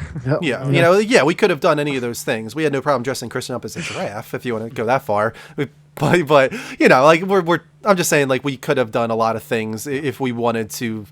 I don't even know what to call it, degrade ourselves to that. Yeah. But, it's just, we didn't want to do that. We wanted to try and be as serious about this as possible, and we still are that way. We try to treat this like an actual talk show. Yeah. Italian Mob asks, do you guys have an ultimate goal with the show, or are you living it? I mean, I feel like in a lot of ways I am living a little bit of a dream already, just in that I'm able to talk with a fan base that cares every week. Right. I mean, if we're talking about our ultimate dream, it's. I mean, let's be honest, it's kind of funny. Yeah. Right. Really is. Yeah. That would be the ideal scenario. We would love to do this for a living. Yeah. Those guys, the moment they left IGN and they started Kind of Funny, I will never forget that first chat we had. Yeah. That lit a fire under our ass. Yeah, really. Because we were just like, because we knew immediately these guys are going to be huge. Yeah. Because they've got this huge following already from IGN, and they're going to go off. They already got their Patreon with 20,000 a month, and we're like, God, like, what can we do? Like, that is there chat any was like idea? Let's just like brainstorm, guys. Like, what can we do? What is there anything we can do to like get ourselves out to a bigger audience? And we're facing almost insurmountable odds in comparison to Kind of Funny. I'm not taking anything away from those guys. Those guys built their fan base. If anything, at IGN. that shows how inspiring they are. They've made us all want to step it up. Agreed. Yeah, and I think we've tried, right? Yeah. I don't think we've done tried. And stepping it up. We just have to reach. We just have to reach those few people that end up broadcasting us to the right people. Yeah. All we need is that one, and not even necessarily. I hate to call it a big break because we don't even need that big of a break. If we went up from like 50 people watching us a week to like 200 people watching us a week, like that would be so cool for us. You know what I mean? That's not even.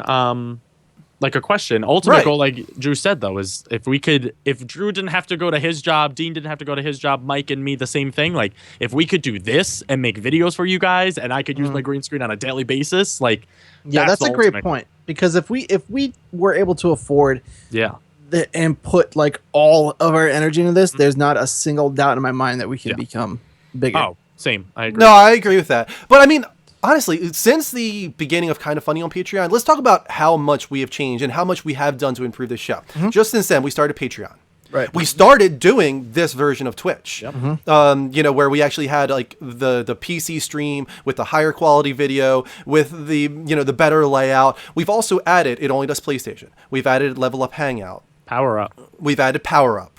We added a YouTube channel just in general that actually has more than just archives. Reaction times. Reaction and times. Unboxings. And Unboxings, switch yeah. from show to network even. Like that's such a big deal. Like And there's a lot of things that we tried doesn't like what we did. I used to do the Beast Watch where I reviewed the TV shows. Like there's ideas that come and go, but like we're always like moving. We're always trying. Yeah. Which Yeah. I think is really, really cool. Yeah. We're And we're not not gonna we're not stop afraid that. to fail either, which I like about us. Something that we were just talking about, because on Kind of Funny, they had the host from the old show. I don't know if you guys remember this, Electric Playground. His name is Victor Lucas. He was on Kind of Funny, and once again, that was one of those fire under our butts moment where the guy's talking about how it's a shame that there's no talk shows on TV for games, and how Electric Playground should come back, and how IGN should do a talk show on TV, and Kind of Funny should do a talk show on TV. And like Dean and I are watching, we watch Colin and Greg live every single day. We're watching that, and we're like, I'm like, Dean, like he's talking about what we do right now. Yeah. Like this is what we do. Like why? Like how do we get at this guy? So what we're gonna say right now, shameful plug, guys. Victor Lucas, search him on Twitter. Yep. Victor Lucas, tweet at him and say, yo, you want gaming talk shows on TV? Check out the Level Up Network. These are the guys that are already doing it. We tweeted to him ourselves too, so you don't even have to go look up his name. Go down our Yes. Twitter feed. It's like 5 or 6 tweets ago. Tag him in all of your tweets, and then tag him in all of our stuff. Yeah, That's all you need to do. That's what we. I admire Greg Miller for that. That is a guy that understands Yeah. marketing. Yep. Oh yeah. If nothing else, that guy knows how to He market. just has a swarm, just like he has them waiting at bay, and at any moment when he just like go, and Yeah, like it's so everyone's true. like get it done. right. And at the end of the day, too, Bulldog Brad just said in the chat room, like, I love shows that have lesser viewers because in the big streams, you don't get noticed a lot in the chat rooms. And you see that a lot with Kind of Funny. Like, they'll pick out 1 or 2 comments every so often. They do a good job at it, though. They do a very good job. But at the end of the day, like, all of you guys that are here with us and have been through with us, especially the ones that have been from the beginning or the ones that have been on since I've gone on and so on and so forth, like, you guys are just as much as this show as we are. You know what I mean? Like, totally. we wouldn't come back to do this show every week and keep coming up with new ideas if we didn't have, like, all of these people now. Like I said, the relationships I made with these 2 gentlemen are incredible, but the relationships I made with all of you guys as well, and Mike, wherever he's watching from, I love you all equally. You guys are all awesome people. That's so true. That's a really good point, because honestly, before I started doing this with you guys, like relationships with like people I talk to on the internet, like I was totally one of those people that was like, that's weird. Like I'm not trying to really talk to these people. And like I would stream games and stuff just randomly when I first got my PS4, and I was like I don't really want to talk to these people, but like it's so different once you're involved. Like we're actually friends, and like you guys are helping us make this stuff better, and you're driving us, really is what you're doing. Yeah, Right. 100%. I think multiple people are going to comment on Aussie Geek Show's question there. Yeah, I think, was Greg, just you're doing that answering. right now. I was Yeah. just gonna comment back. The reason why we're not in, Drew is in the Level Up Show basement, as you can Yes. see the logo still behind him. But we all got snowed in. We had a blizzard through the Long Island and New Jersey area, which is why we're doing this over the interwebs. And Mike's heading back in. completely internet out, so Yeah. he's outage right now. So that's why Mike's not here. He might be in the chat room here and there. I think he's kind of like checking on his phone whenever he has a He only chance. needs to respond to Blue's Clues. That's it. Yep. Yeah. So, I mean, that question went off on a tangent there, but it was kind of a cool little peek behind the curtain, as I was saying. Yeah, thank you for And- the question, Guitar Freak. Yeah, great question, Good Guitar question. Freak. 100%. I love talking about that every now and then to kind of give an idea of where we're at with the show and what we want to do, and kind of give reassurance, I guess you could say, that like we're not done. Yeah. We're gonna keep going, and we're gonna keep pushing. Country Boy Yee, thank you for the follow. Really appreciate the follow. Doggy, country boy. It all. All right. Let's Let's take We one more went from commercial such a break. Serious heart to heart. That's why I love us. Let's take one more commercial break because after this commercial break, we're just going into the topic of the week for the rest of the show. So, guys, hold on tight. We'll be back in approximately 60 seconds. Stay tuned.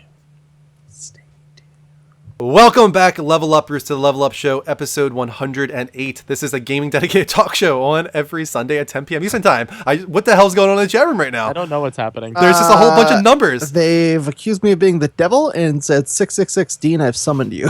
Okay. That's kind Interesting. Of What are all fucked the up. other numbers? I'm kind of like freaking out. We just got a follow from Country Boy Yee, who is also known as Best Country Boy. Thank you for the follow. Everybody else who is new to the channel, we got 55 people in the room. Please make sure to hit that heart or follow button wherever you're watching from on twitch.tv/the Level Up Show. Give us your hearts, give us your hearts, give us all your love. Okay. So good.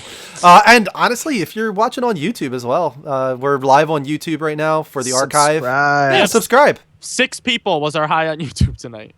Yeah, It's better you than know. 2. Last time it And was we're 2. up to 62 on the Twitcher sphere. Woo! We're doing it, guys. We're doing it.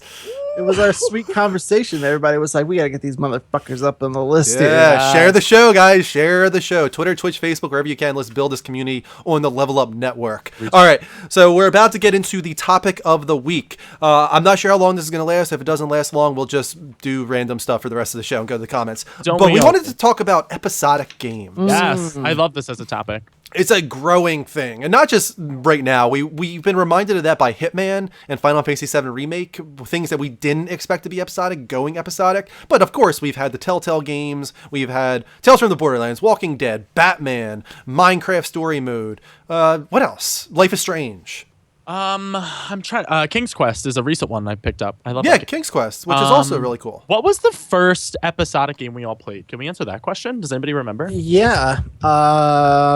It wasn't that long ago. I'm trying to think of which one came first. I think The Walking Dead was the first episodic Me game too. I played. was just yeah, gonna say that. I think The Dead Walking is- Dead season 1 was mine as well. was that Which the was a great first one to start with. Released? I don't know. I played it long after you got, long after everybody. Like season 2 was already out on physical release by the time. Yeah, I you were played. late to the original Walking Dead party. Yeah, I was a But, little skeptical on episodic yeah. games at first. Me What do you too. think now? I love them. I really do. I played Walking Dead season 1, 2, Wolf Among Us, Tales from the Borderlands, Game of Thrones. I'm a big fan, and now It's- this Batman one's coming. Come on. It's crazy that you say that, Dean, because now out of all of us, actually I can't speak for Mike, but out of all of us here currently, you've now played the most. Like you're ahead of me and Drew now as far as episodic. Yeah, go. I really enjoy them. I just like the art style, and I like the way they're told, and I think Telltale's got a funny sense of humor, and they're not afraid to use that. Right, yeah. Yeah, Telltale's the definite one we have to shout out, right? When it comes to episodic games, starting that trend, starting now every Speaking single of- project known to man. Speaking of shouting people out, VTAC, however you say it, thank you so much for being our newest subscriber. Oh, thank you so and much, in the chat VTAC. room, now you got the +1 badge in the chat room, which everybody can get if you become a Take my subscriber. money now, you And deserve he it. says, Thank yeah, you so Aw. much. you deserve it. That was so kind. That's so nice. Thank you so sir. much. We Yeah, appreciate really, it. really appreciate that. Anybody who wants to support our network in a big way, that's a great way to do it. Subscribing means that you're donating to us. You're supporting our show monetarily, which is unbelievable. So do you have any? Do you have a? a guideline for this topic, or can I interject something here? Just a thought I had. No, I just want to talk about in general, like how we feel about specifically things like Hitman and Final Fantasy VII Remake going episodic, but also just in general about our feelings in episodic. I'm somebody that hasn't really taken advantage of it yet. Whenever I play an episodic game, I wait until it releases as It's a all bundle. at once. That's what I Yeah, was gonna say. so I'm Yeah. not really getting that experience so far. Yeah, The the only only one I one- didn't was Game of Thrones. Okay. Oh, really? I played that That's a- episodically because I got impatient. That's the only one is right now up on the screen. Drew, you always plan these things perfectly, you son of a bitch. I make this fucking show. Is Life is Strange. That was the only one I ever played episodically. For stories like The Walking Dead, I feel, and for properties I think already established that I already know, I like to play that as a full package. For some reason, I get impatient with those things. It's like if somebody gave me all of the new season of The Walking Dead on Netflix to watch, like, would I wait weekly? No, I'm going to play that all at once. Life is Strange was the one exception for me where I saw it, it looked interesting, and then I was like, I know nothing about this. Let me dive in, and I'll wait each week. And boy, Right. did that pay off for that game. That game, awesome cliffhangers, awesome emotional moments, and probably my favorite game to date. I There's a think big, long honestly, interview with the French guy who made the game on Kind of Funny. If you want to check that out. oh, Greg.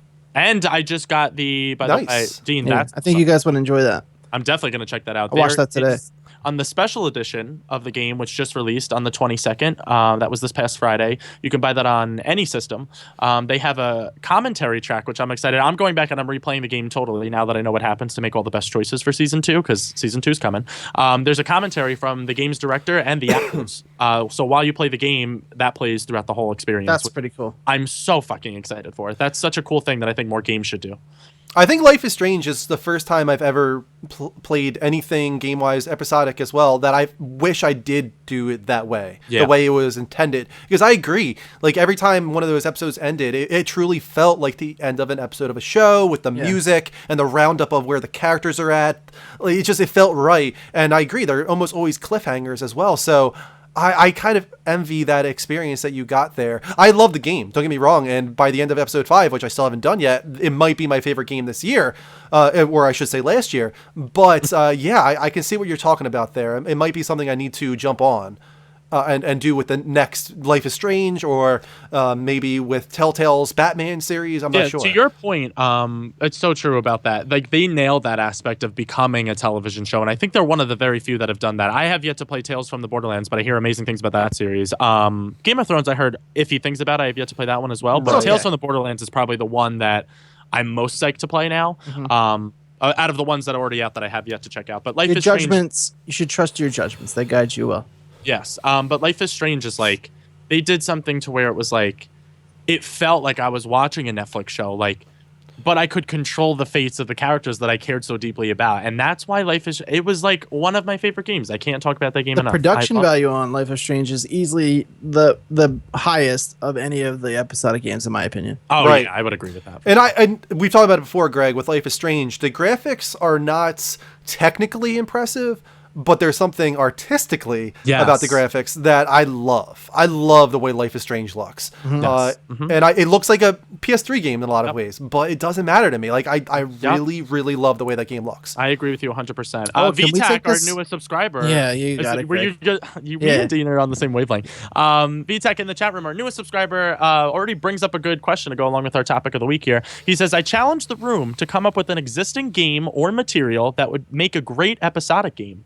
So everybody get to type it in the chat room. We'll read. I mean, I think that they have kind of nailed it in some ways. Batman, it makes sense. I feel like just Marvel superheroes stuff in general, and we do have that on the way, right? We have a Marvel one. That's what I wanted to talk about real quick. I'll really just ask you about what you guys thought about all that, because they announced that a Marvel game was in development way before any of this Batman announcement stuff. It's unusual that, I don't know, like, do we think this Batman game, maybe something fell through with that Marvel deal and they went to Warner Brothers instead? I have been curious about that as well, Dean. I agree. It seems weird. It feels like they're conflicting and in competition with each other, but maybe they just want to do both. Maybe It works I don't out know. for a guy like me, because either way, I'm gonna like what happens. But I'm just wondering, like, I don't know. I think the one thing I think of with the Marvel game, Yeah. just really quickly, sorry to interrupt you, You're fine. is the fact that I think it is associated with some big thing that Marvel has yet to announce. So I think Telltale has to hold back, because they said originally when they announced their Marvel project, they're working so closely with the Marvel production team that is involved and invested in all the films. So that was my one thought. And when everybody was coming out and saying like, oh, what if they do these random Marvel spin-offs? Blah, blah, blah, so on and so forth. I think it's tied very closely with the project that I'm thinking they're going to release. Whereas the Batman one, they could do anything in the Batman verse. You know what I mean? There's so much story to tell there. But continue. Yeah, going to the Batman one. Has that been confirmed to be 3 episodes? I thought I haven't heard. heard anything. I thought I heard 4. Being personally, 4? just from rumors I've been reading. But How do we feel about just one season, one and done? Whatever they go to in the future, Telltale or whoever else, just one season, but do it episodically? Or do we think that it should always be a seasonal thing? I'm fine with it if they're able to begin and finish their story within one season. Totally cool with it. You took the words out of my mouth. And the one thing that gets me with these episodic games is that it's so daunting. And this happened when the Batman title was first teased. And I was the only one that was kind of down on it. Not because of the announcement itself, not because I'm not a Batman fan, not because I'm not a Telltale fan, but the fact of the matter is Telltale has so many projects where things like they'll announce the Marvel thing, and then it's totally swept under the rug for how long now? It's been like almost 6 months, half a year that we haven't heard anything about this project. That's Right. what scares me is like they're a small studio. Yeah, they've expanded and they've had such success, but like do a season of a show and then finish it, however long that may take you. Like Fox cancels shows all the time. I don't want that to happen with Telltale. I need them to finish their properties, and it makes me sad that it's something like The Wolf Among Us, which is still probably one of my favorite of the Telltale series. Same. One of my favorite episodic games, period. Such a mature, like dark, serious tone to that game. We'll probably never see a season 2 to that, and that makes me so upset. It's just another game that might be swept under the rug for them. I think what games so far have been focusing on when it comes to episodic makes sense. Like, I don't think a game that's so focused around just like a first-person shooter action game, I don't see that really making sense episodically. Yeah. That's why Final Fantasy VII concerns me a little bit. I don't know if RPGs make a lot of sense for episodic structure. I think they'll make it work. I think they're just going to try and make it feel like changing discs almost back on PlayStation. But something that's just 100% story focused to the point where some people question if it's even a game, you know, like Walking Dead, like Life is Strange. Yeah. That makes a lot of sense. Excuse me, episodically, because you can carry over story decisions, you can do this and that, and you don't have to worry about, like for instance with Final Fantasy VII, you don't have to worry about the world itself and making sure that you can backtrack or do this or do that. Just if you can just focus it, like tighten it up, you know, just focus on one thing. That's what makes sense to me for episodic structure. Yeah, I agree with that 150%. Just to call out the two that we got so far in the chat room, guys, and you guys can keep going in here. Thank you again, VTech, for the question, our newest subscriber. We had Fallout and Grand Theft Auto were the two standouts that I saw in the chat room. Fallout, I've never played any of the games. I'm not a fan of that world. I get why it's there. People love it. Grand Theft Auto is an interesting one to bring up. I would kind of like that. Like a crime, like mobster world esque going on. Yeah, I but think going back to what I was saying though, and Dean, I think you're going to say the same thing. I was just talking about how action and whatnot doesn't make sense for episodic. If they were to do Grand Theft Auto, like you said, crime, yeah, that makes sense. I agree. You could do something really interesting with crime episodically, but do they change the format? Is it no longer open world? Because I don't think open world makes sense episodically. Oh, an open world episodically, I agree. It doesn't make any sense. But to focus it, like you were just saying to your point, like to focus a storyline with just that licensing and that branding behind it, I think would sell really well for one. And then number two, like you said, great stories is especially the reason why me and Drew play games. And Dino too. You've been getting invested in some more story games. Oh yeah, I do put gameplay first, but that doesn't. I don't mean that to negate my appreciation for a good story. I love a good story. Yeah. I want to shout out somebody again real quick. Ginkgo Swag has become our newest patron. Yay! Oh, thank you so much. He has pledged $5. Wow, thank you very much. Enjoy your early access to stuff like Power Up and any perks to come in the future. Really appreciate those. Good day. Yeah, and this also is a very good night. I want to thank a few people, specifically Tyler Elkins and Zacho3TO for tweeting at Victor Lucas. Keep that going, guys. Victor Lucas, the original host of Electric Playground, was recently on Kind of Funny talking about how he wishes there was more gaming talk shows, more gaming TV shows, and we feel like we are what he's searching for. So tweet at Victor Lucas. Let him know about the Level Up Network. To your point, E-Dog in the chat room says, the thing that makes our show so much better than shows, even like a great network like G4, is that we're a lot more interactive. And that's a thing that we wouldn't want to lose, even if we did grow. And that's to Bulldog Brad's point before in the chat room is like I said, you guys are on this ride with us. You know, we're all experiencing this together.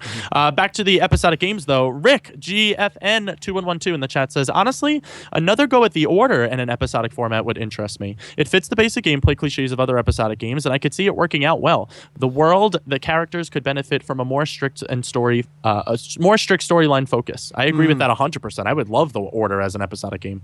Yeah, that makes sense. I could agree with that. That's not a game where it's linear. Yeah. Anything that's linear like that, I think works really well. The thing is, Hitman, I feel like, is combating that. A little bit. That illusion, I guess you could say. That's not at all a linear game. It seems almost open world. Yeah. In a way, the way you can just kind of take on missions and whatnot, and It's they're going to very be odd. adding missions all the time. Yeah. It's a structure that I feel like we've never seen in a game. And Square Enix is kind of pushing that right now in a big way.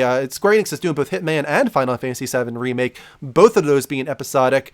I wonder if they have this secret sauce that they haven't told anybody about yet. Like they have this idea that they're going to be doing with that. I'm not sure. I hope that it works out for them because obviously I have a lot invested in Final Fantasy VII Remake. Yeah, for sure. Tobes in the chat room, good buddy of mine, says Kingdom Hearts episodic could be very interesting. We recently just got news that Kingdom Hearts had a television show in the works. What do you guys feel about that? I would like Kingdom Hearts if it didn't focus on Sora and Kairi, if they kind of did like Disney Worlds with maybe different Keyblade wielders. I think that could be really Kingdom Hearts makes sense episodic in that you could just do worlds, right? Yeah. You know, this episode is 3 worlds, this episode's 3 worlds. People might have an issue with that. I think it all comes down to the pricing. Yes. You know, if they could make it feel like you get the same content of a full Kingdom Hearts game in 5 episodes, each priced at $10 or $15, maybe it might work. I'm not sure. It's hard to say. That's also Square Enix. Yeah, so would you guys be opposed to that? Especially you, Greg. What if Square Enix were to come out and say Kingdom Hearts 3 is episodic? Kingdom Hearts 3 being episodic, I would hate. But let me clarify why I brought up Toad's statement in the first place is I thought of a bunch of different storylines that we have yet to tackle, and I don't think they're going to nail in Kingdom Hearts 3. The entire Kingdom Hearts series as a whole, you can go watch this. Game Trailers made a timeline. It's an hour-long documentary on the series as a whole where they think Kingdom Hearts 3 is going to end up taking place. I've watched it 42 times now. It's amazing. Go check it out. But to do the storylines where we got in the 1.5 and 2.5 HD remix collections and soon to be the 2.8 remix collection are just cutscenes. Those things I feel like they could have done in a not even 5 episodic format. Like we don't have to have the structure of 5 episodes even.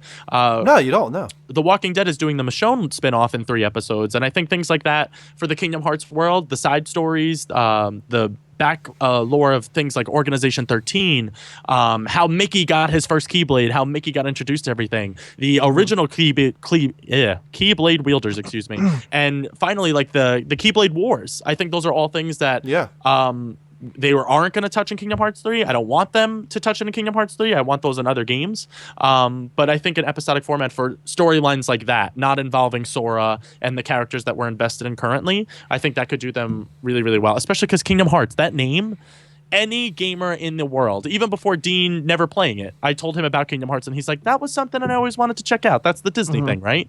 Like everyone knows Kingdom Hearts, you know? It's funny because I actually tackled the first game episodically. Like I would come home, I would play through this world, done for the day. I would come home the next day, tackle this world, done for the day. So I think something like that where you're traveling to all these different places that are so vastly different would work like super well episodically. I don't think Kingdom Hearts 3, just because it's like they're finally giving it like the proper, sequel after all this time should be, but I think instead of doing like kind of to Greg's point, instead of doing these like 2.85 whatever, like just do like a 2-part episode thing. Like, okay, check this out. Next episode, check this out. That'll lead into Kingdom Hearts 3. Yeah, it doesn't have to be this huge like Kingdom Hearts 3. We've already seen Sora jumps off that one cliff in the Tangled world, and he goes down like at least 1,000 feet, and it's still no loading screens, nothing. Like you can't take that aspect away because you've already shown me that, and I would be very upset. But like, do the episodic format, like Dean said, in those side stories, the things that people are watching 6-hour cutscenes for. Put that into 3 episodes and make it playable. Right. As far as episodic games go, is there one in particular that excites you the most? Dean, what are you more excited about? Is it Batman or Marvel? Ooh. You just broke this man in half. It's tough to say just because I don't know what the Marvel one is yet. Right, exactly. What do you want it to be? I don't know. It could easily be like one of these like Agents of S.H.I.E.L.D. kind of thing, in which case I'm like, don't care. No. If it's something real, like, if we're going to get into some Secret Wars type of situations, like probably the Marvel one. But right now, Batman, because it's Batman, and I am obsessed with Batman, and I'm really excited. excited. So much sense for Telltale. It works. The whole detective aspect, I'm really excited to see how they tackle, and then I want there to be like the payoff. I think that's why they're going to nail it, and that's what excites me most about Batman is I think it's going to be mostly detective based, and they're probably going to end the episodes with him suiting up and like one cool like brawl, and then that'll end the episode. And like if it has those payoffs, like you do get to see him be who he is at the end. After like all the cool like crime solving and stuff, I think that would be really, really, really cool. Yeah, that Yeah. sounds awesome. A Drew, what Batman about you? game could tell an awesome story, and we've seen that already. I mean, I think we've seen that with the Arkham series. We've seen great stories told. For sure. Yeah. I Greg, think are you still the Marvel there? thing's gonna Yeah. fall through. Okay, it froze your camera for a second. Oh, there. sorry. Oh, both of you guys, your cameras kind of got that's messed right. up. Are we Hopefully back? they're moving. They're just kind of chuggy right now. Hopefully they catch up. Awkward. Drew, what about you for most anticipated? I'm not at all interested in the Michonne thing with Walking Dead.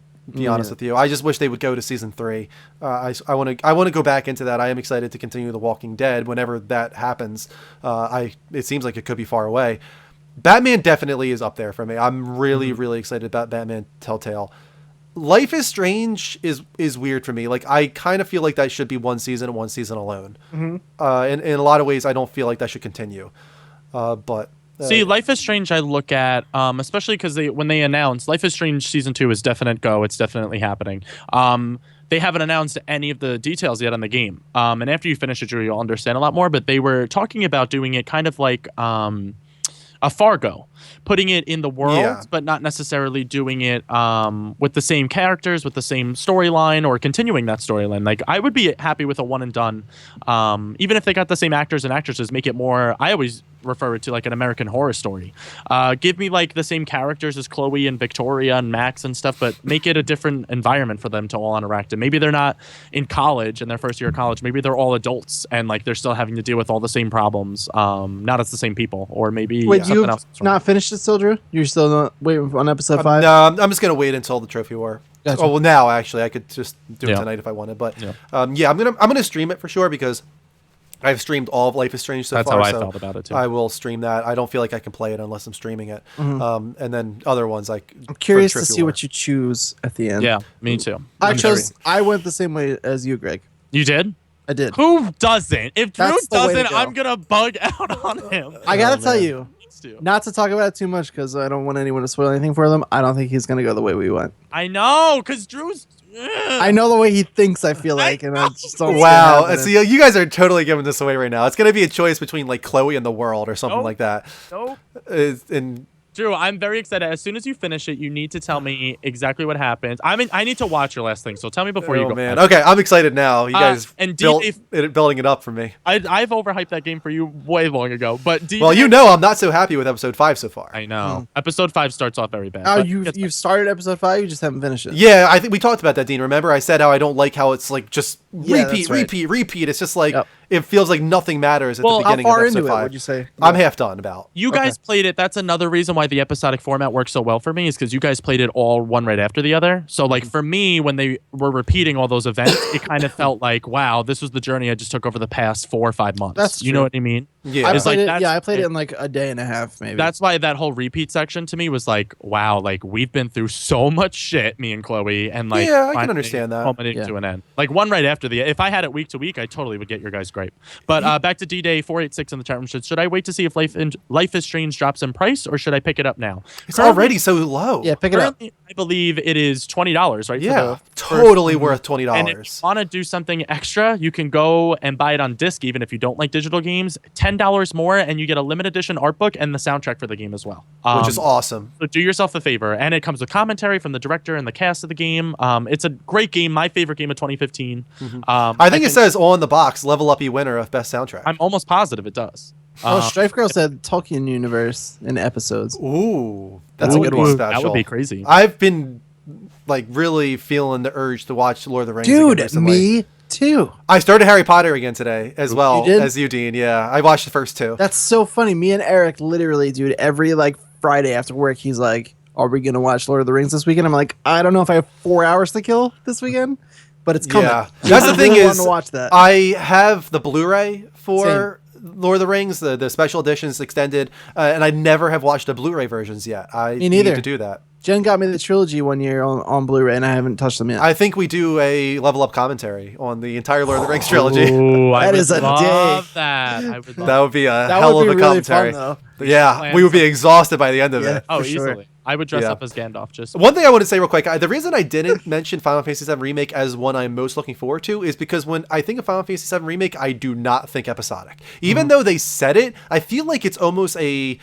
a language translation error. Right. I don't think that's what they meant. Like, it's not episodic in the way we talk about Life is Strange as episodic. Yeah. It's gonna be It's volumes. episodic, I feel like, in the sense of Mass Effect 1, 2, and 3. Yes, exactly. You know what I mean? That's like, I feel like that's it's gonna be right. full $60 retail games that are gonna release a couple years after each other. It's not gonna be Telltale 5 episodes. I picture it like Mass Effect 1, 2, and 3. They're embarking on this vision to do it in these acts, like Drew's saying, or in these volumes. If you're expecting it to be Final Fantasy VII Episode 1 at $20, Episode 2 $20, Episode 3 $20, you are going to be really disappointed. Like, that's not what you're getting.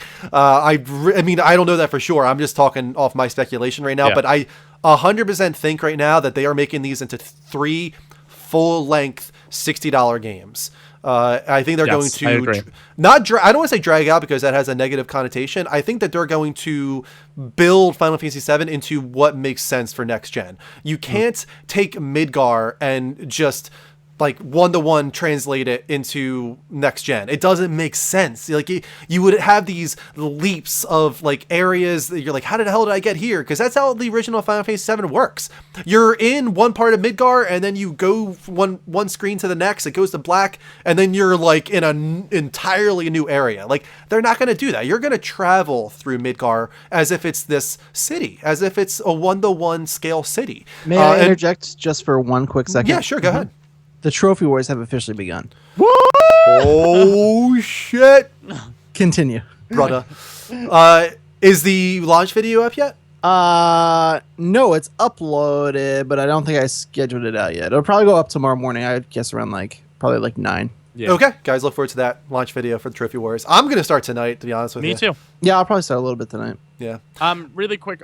Keep going, Joe. I wanted to. I was just gonna say, like, I think that it's more to this than a lot of people are giving it credit for, specifically Colin Moriarty. I love the guy, but I think he's way off on this one. He keeps comparing it to Final Fantasy 15. He's like, he keeps saying, oh, them saying that this game can only be done in parts is them saying it's bigger than Final Fantasy 15. Yes, that's what they're saying, and that's what it is. Like, it's bigger than Final Fantasy 15. I know it's taken 7 years for Final Fantasy 15 to come out, but Final Fantasy 15 has only actually been worked on for 2 to 3 years, if that. Yeah, I was just gonna say, that game was not in development. That's not what it was originally supposed to be either. Yeah, they announced it as, and they had CGI that they've thrown out since. That game was just a clusterfuck for the longest time. That is not what this is. Final Fantasy Versus 13 for those first 5 years is not Final Fantasy 15.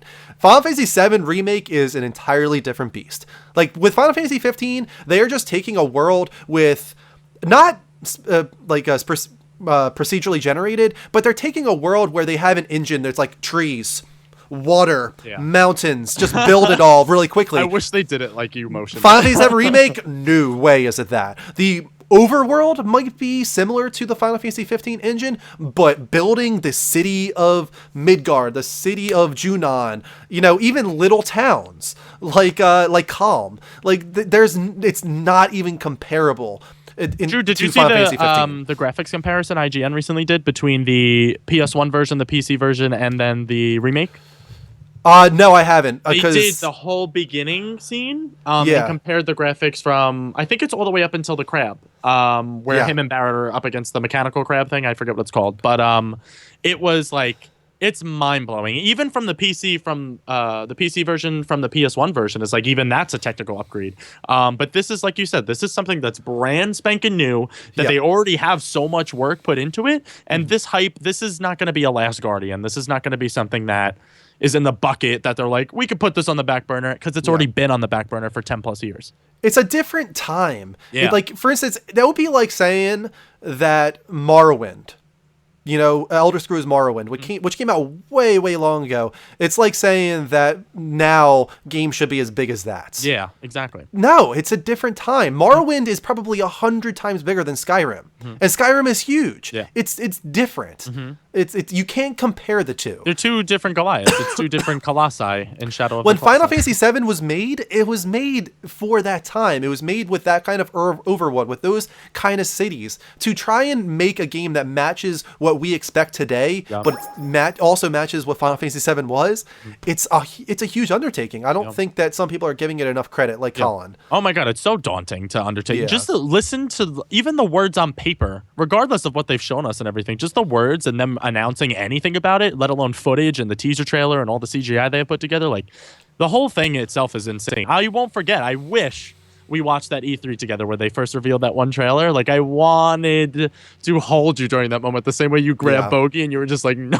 We did it. I know. Like, Embrace. That's the best. Yeah, I know, man. I'm still so excited. I'm going to give them the benefit of the doubt right now. I think that they can do it. I think they're going to get it right because it's so important that they do. Yeah, 100%. It really is. I think this is going to be the version of Final Fantasy VII that I saw in my head after all the hype of it, and that I just couldn't get into the old version. You know what I mean? The original. I couldn't do it. I couldn't get past the graphical quality. It was just, it aged a lot for me. Oh yeah, it definitely did.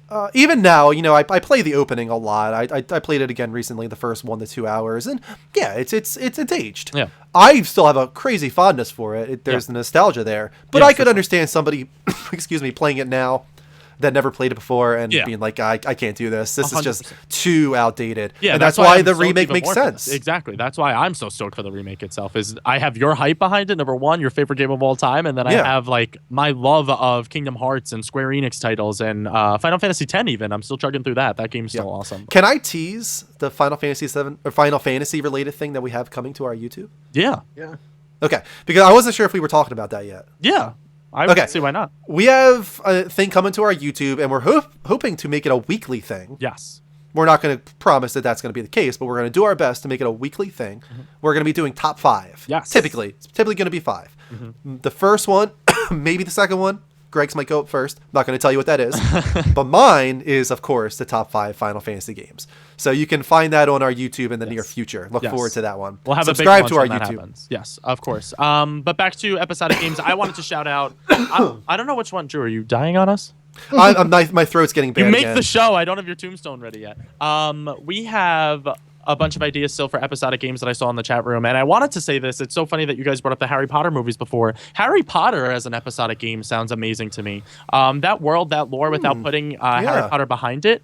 J.K. Rowling has written a bunch of short stories that have gone on Pottermore.com. I don't know if you guys are big followers of Harry Potter. I don't know how invested you are, but not in that way. No. She's written a bunch of short stories, and Dean brought it up the other night in our G chat and said, "Oh, I'm dropping my ring." And said a bunch of stuff about the origins of all 4 houses of Hogwarts with Godric, Rowena, and Helga, and Salazar. Like doing an episodic game in that way and calling it like the 4 houses of Hogwarts or something, like just to have the one word on it, I think would sell great for or even going into the Deathly Hallows, the 3 parts. It was 3, right? Yep, the Sorcerer's Stone, the Invisibility Cloak, and the Elder Wand. Yeah, like that would be so cool to see the origins of those. I think brothers, right? Those 3 brothers. The Brothers Grimm. Yep.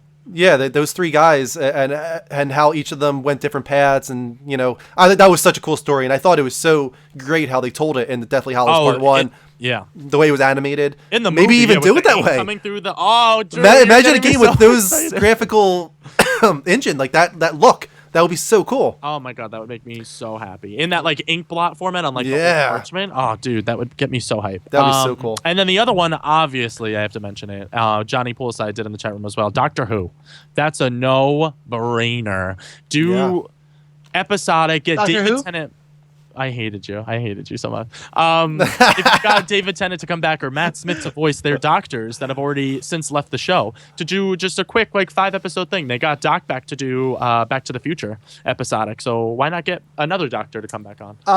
I was not ignoring everybody. I put the Trophy Wars launch video live right now, so you guys can go check that out. Oh shit! Do we watch it now live? It's like 40 minutes, so probably not. Holy shit! What? Dean and I went over the rules. Talked. There'll be like probably 10 minutes update videos from here on out, but the first video we go through the whole spiel. We talk about last season a little bit. Okay, gotcha. All that good stuff. We explained Trophy Wars, talked about season 1. We made a bet for week 1 check-in that you guys can look forward to. A little spoiler alert for you. And then, of course, there's no video that Dean and I make where we're not at each other's throats the whole time. So enjoy. How hilarious would it be, though, if we did watch the entire thing live and just reacted to it? It'd be so our reaction meta. time on our own video, ladies and Yeah, gentlemen. they won't. They will not be 40 minutes long every week. That was just for the first one because we we reminisce a little bit about last season, talked about the rules and everything, and expect them to probably ring in about around 10 minutes max, I would say. Yeah, like Dean and I we're talking, or we talk about it in the launch video, as you'll see, but 5 to 10 minutes is usually what we're shooting for going forward. GFN,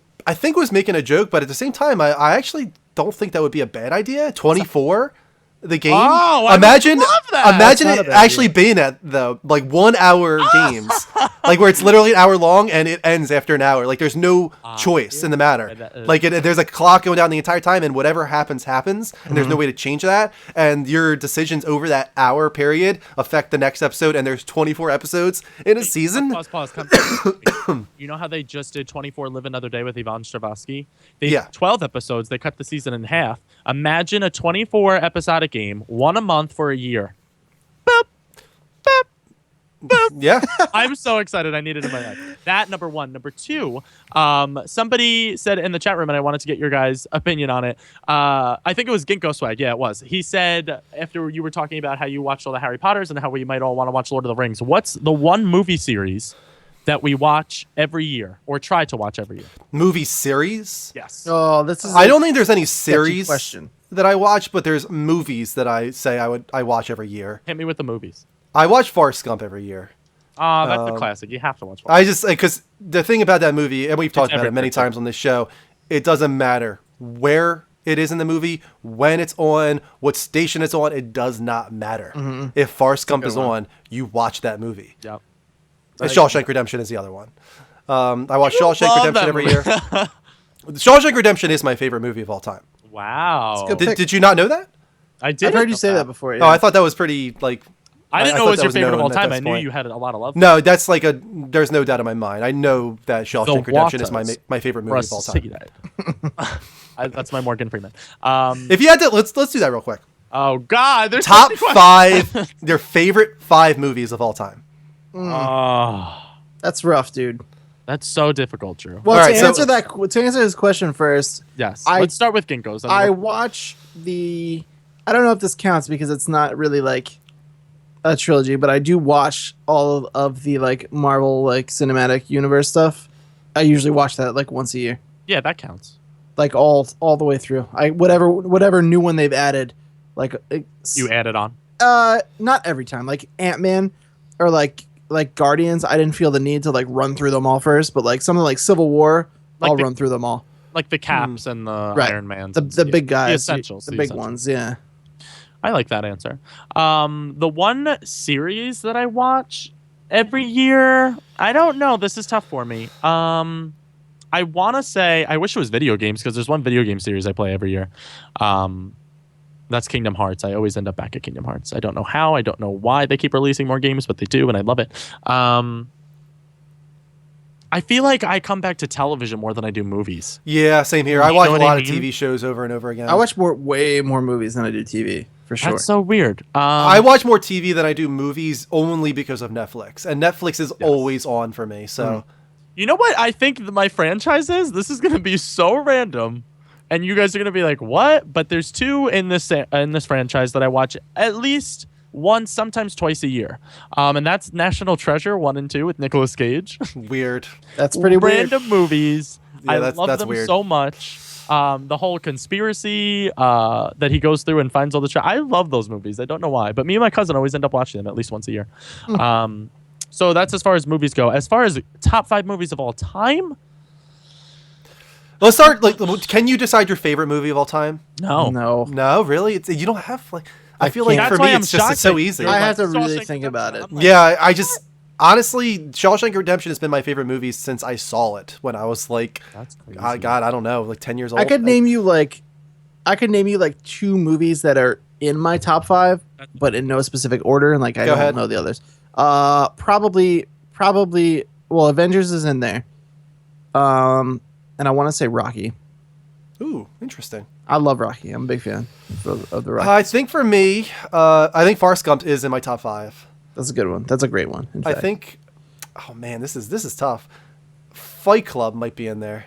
I'm a huge Fight Club fan. Fight Club. I didn't know you liked Fight Club that much. I love Fight Club. Yeah, Fight Club is maybe one of my Fight Club's a top great 5 favorite movie. movies. My brain immediately jumped to Terminator 2. I don't know why. That movie stands That's out. a good movie, great yeah. movie. It's a great movie. The movie stands out. If we're talking action movies, that's definitely top 5 for me. I think Action wise. I think 5 in my top 5. Terminator 2 is up there. That's fair. That's a really good movie. I think the problem with Fight Club is I always go back and forth between that and 7. Which one do I like more? Oh, 7 Because is 7 so is right good. there. It's pretty almost maybe better than Fight Club. I'm not sure. It's one of those two. Oh, I Fight love Club or 7 a lot 7. more than Fight 7, Club. I always forget that it exists, and until I see it Until on, I'm like, something fuck, else. how have I not watched this? Yeah, I agree. What else? American History X is great. I think Terminator It's hard, 2 dude. There's so many because I know I don't want to say them. You know and what then we need to do? I'll look and I'll be like, fuck. No, we need to go to the IMDb top 250. Oh, that's very I love wise. that Drew knows. He just knows. I like that we have time to do this. I know, We're this makes me so happy. We have extra time. We're on time and everything. Yeah, It's pretty amazing. it is pretty amazing. When does this happen? Almost Guys, this is what we do all day. Just to give you insight into our lives, like we discuss in our G chat constantly, like best TV shows. When news happens, we're like, somehow we'll segue into like, did you guys ever see this movie? And then it'll just Right. be canceled. It's like, it's my favorite. That's why I love when we get to do this on the show and show you guys our lives. I mean, Dark do you guys Knight. know what the top movie on IMDb is? Which do is not. kind of the premier website for this. You guys don't know? No. You know what? I'll put it up for you. You can take a guess I'm right kind now. of excited. I love Rick's list in the chat room. The Dark Knight, Empire Strikes Back, Forrest Gump, The Avengers, and Terminator 2. That's a Empire solid Strikes list. Back's on the list somewhere. Yeah. Look at that. The Shawshank Redemption, #1 movie of all time. Not Wow. surprised. I'm really not. Surprise, me the top five, 'cause surprise. it's a little Andrew blurry Midori for has amazing taste. Drew, sorry. I hated that. All right, let's see. I wouldn't put The Godfather in my top 5, to be honest. Wait, read me the top 5 because it's a little blurry. Here's, let me put it even larger if I can. Can you guys see that? No, it's still blurry for me. I don't know why. I'm looking through Skype though. I'm not looking through Twitch or anything. I'm not going to put it full screen. I can see it. So The Shawshank Redemption, The Godfather is #2, then The Godfather Part 2, The Dark Knight, Pulp Fiction, Schindler's List, 12 Angry Men, The Lord of the Rings, Return of the King, The Good, the Bad, and the Ugly, Fight Club, The Lord of the Rings, The Fellowship of the Ring, Star Wars Episode 5, The Empire Strikes Back, Forrest Gump, Inception, One Flew Over the Cuckoo's Nest, The Lord of the Rings, The Two Towers, Goodfellas, The Matrix, Seven Samurai, Star Wars Episode 4, A New Hope. Those are the top 20. I feel like Okay. Casino was better than Goodfellas. That's Yeah, just- I agree with that. Ooh, I agree with Nah, highly think so? disagree. Nah, I like Casino. Don't get I me love wrong. Goodfellas, but Casino. Maybe I'm I mixing enjoyed them in my Casino. head. No, I enjoyed Casino a lot too. Saving Private Ryan. Damn, that's a good one. Same power. That's what I mean. I feel like they're like war movies I'm not thinking about. And I'll like, tell you what, A Bronx Tale. Ooh, Hands down, I like A Bronx Tale way better than Goodfellas. I agree with that statement. Even though This- they're not really, they're not. It's not like a mob movie, but like, A Bronx Tale is, refresh my memory. it's not about that guy Sonny. He's like the mob Yes. boss, and Robert De Niro plays the kid's father. Great movie, I dude. love that movie. I saw that dude, Chaz Palminteri, who plays Sonny. He plays the mobster in that movie. Real life. Yeah, we went and saw him. My parents got me and my sisters and I tickets to go see his one-man show, and he performs. That movie is about his life when he was a kid. He's the kid in the movie is the guy who plays the mobster. It's all about him when he was a kid. That's fucking incredible. So he does the one-man show, tells the entire story by himself, and it's Wow. fucking amazing, I dude. could It's so imagine. good. If this number 40 there, if that's not in my top 5, it's like just barely What's out number of 40? it. What's number 40? The Green Mile.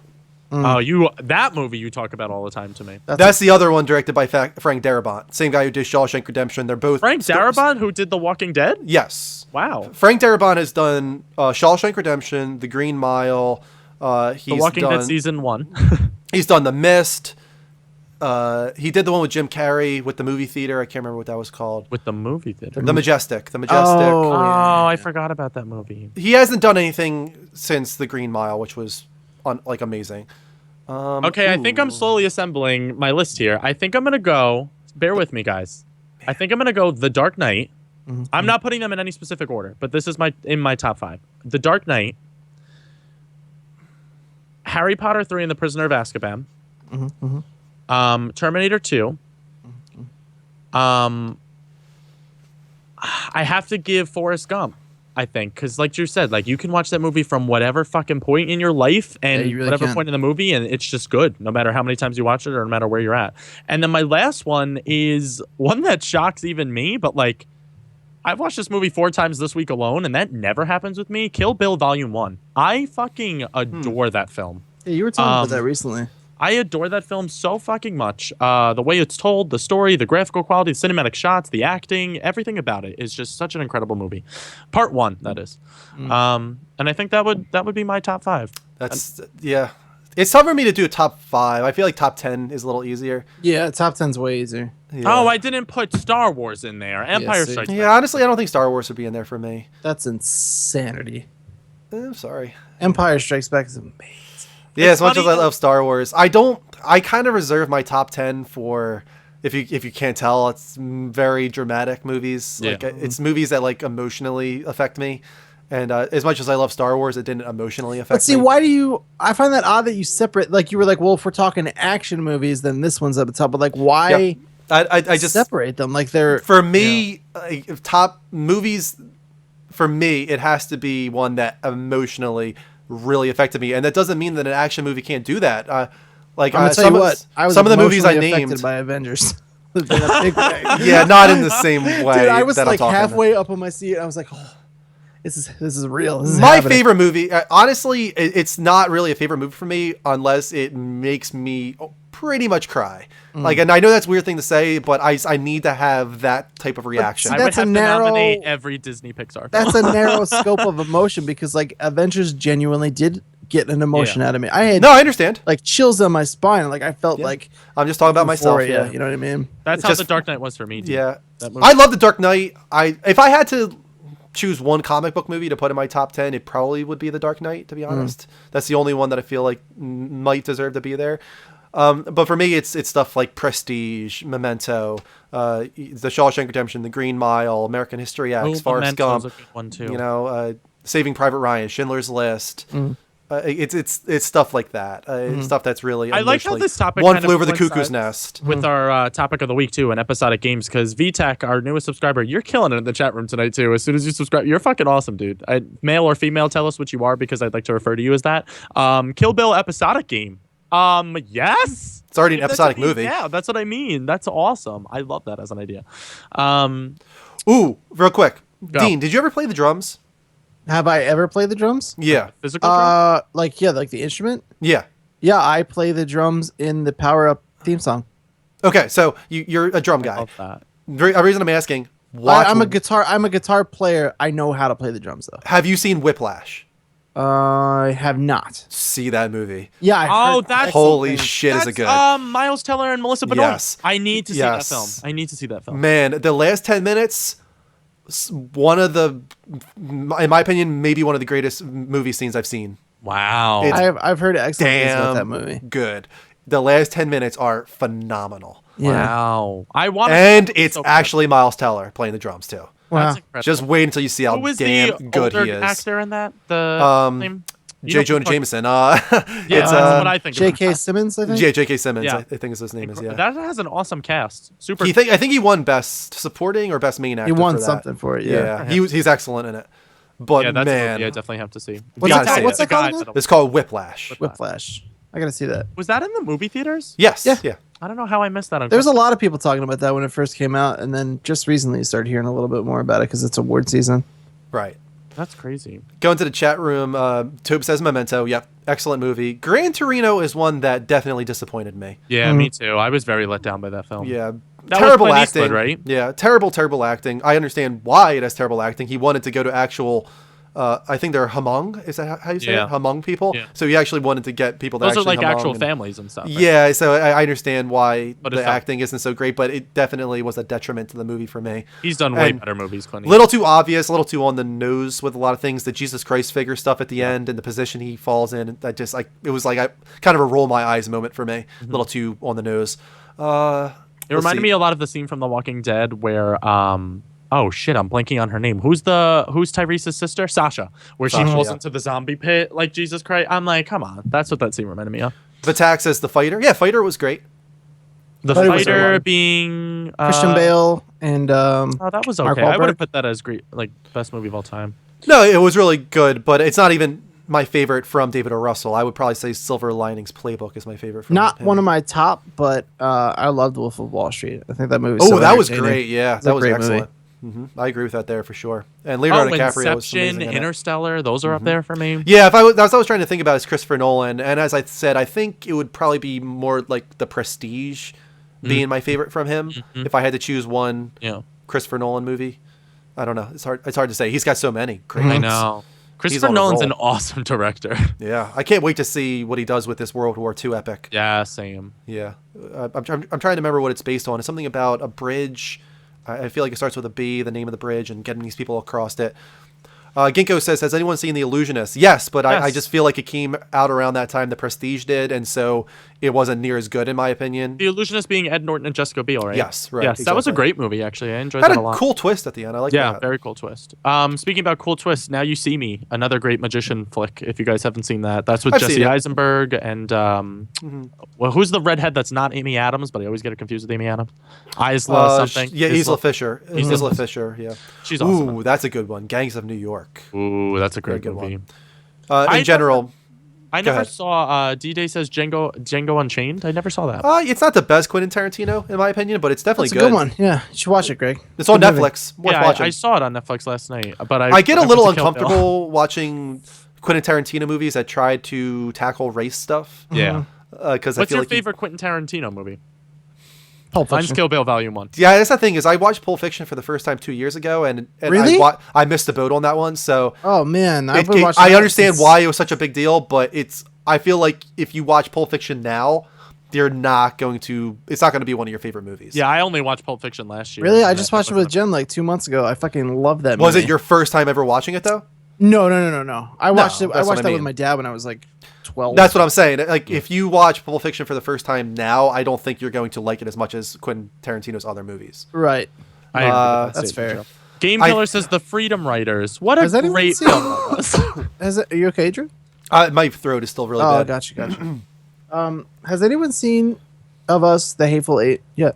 No, I was going to go see it with my buddy Pat. He went to see the 70mm version in Philly, but I couldn't stand to watch a 3.5 hour movie. Yeah. Because it was Yeah. the extended version. Right. And I was like, I can't do this right now. Yeah.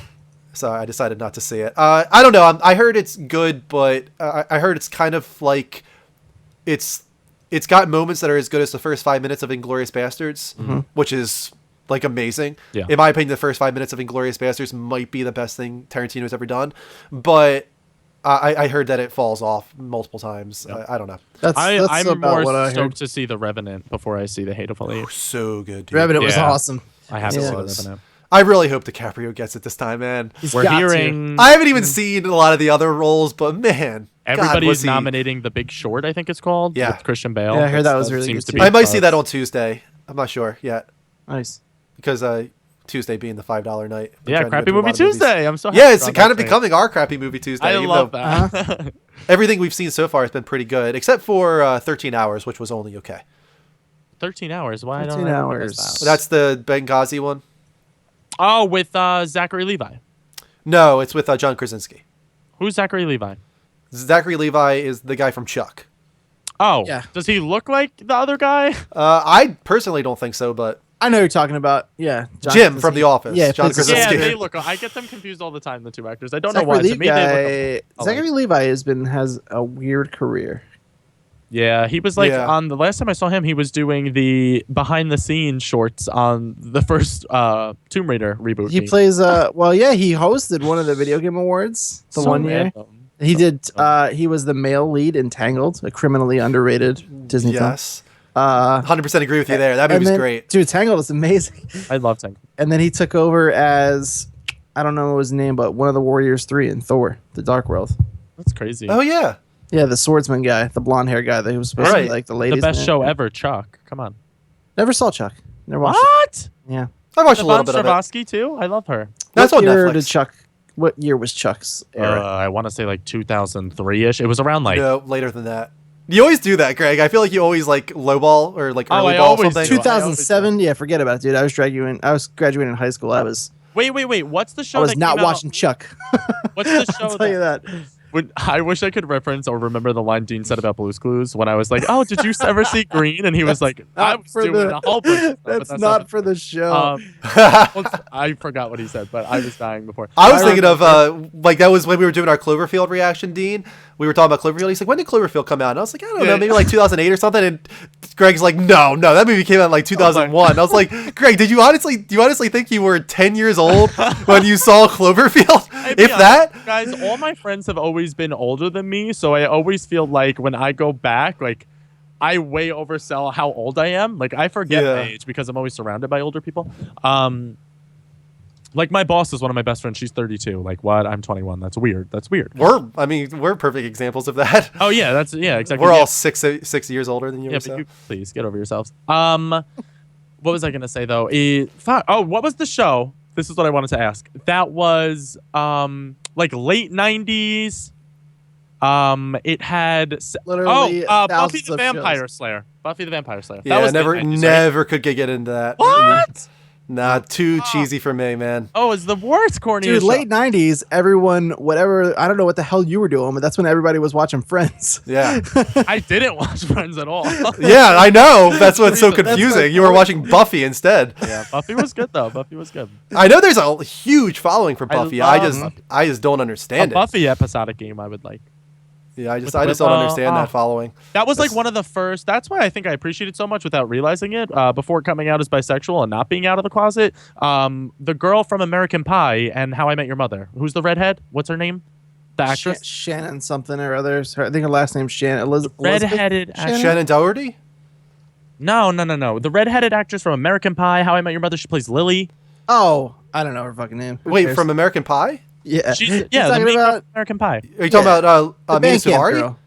Mina Suvari? Oh, you're talking about oh my god, what the You hell's know her who I'm name? talking From How I about. Met Your Mother. Yes. You're talking about oh my god, What is her the name? I'm on it, guys. Don't worry. Please help me out here. Oh my Allison god. Hannigan. Ah, Allison god. Hannigan. Yes, I hate that so much she when that happens. played a character on Buffy the Vampire Slayer, and in the early to late 90s, this was like unheard of on television. Her character came out as a lesbian on that show in high school, which was like crazy. And like I remember when I was watching that show for the first time, I used to watch it with my uncle at the time, and we used to watch that show together, and he would always be like, wow, that's crazy that like that's on television. And I'd be like, yeah, that's so crazy. And then this is my life now. Yeah, everybody's getting on me about the Buffy stuff already. I know. That's what I'm talking about. Buffy has this following that I don't understand. That show does doubt. nothing for me. Drew, going back, Absolutely don't I'm nothing. with you, now. man. I don't And know honestly, anything Joss about it. Whedon doesn't do a lot for me either. But Don't watch it Avengers now, being, Yeah. I think, an exception to that rule. I liked Avengers, but I don't usually like Joss Whedon. No, I'm with you on both.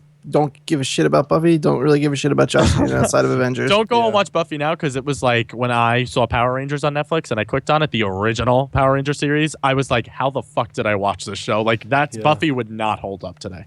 And this is where somebody in the chat brings up that sci-fi show in space that Whedon did. What was that called? With the they made a movie out of it eventually called Serenity. Oh fuck. What was that called? Firefly? Yeah, Firefly. Yes. Yeah. I'm like, it's something from The Last of Us. That's how I. Oh yeah, the Fireflies. Didn't I even knew piece it that was- together. All right, well, this was a weird show. I Sure loved was, the show. but we did it. We made one. We were just so ahead on time tonight. We were. It's because there's only 8 news stories. There's only 3 of us, and this format It was genuine though. This just speeds things up for some reason. Not Yeah. doing it like in the room. For some reason, the show moves a lot faster without the room dragging us down. Damn that room.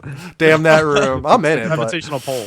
Yeah. All right, guys. I think this is gonna wrap it up for us. We had a couple follows tonight. Thank you to Ducks Are Cool 5. We had a sub by Vatak, and Country Boy Yee Yee followed, who's also known as Best Country Boy. Attack is a male, by the way. He did say that in the chat room, so I wanted to recognize that because I did ask him his gender earlier. And we also had one more before that. Who was it? Hold on. I don't want to miss anybody.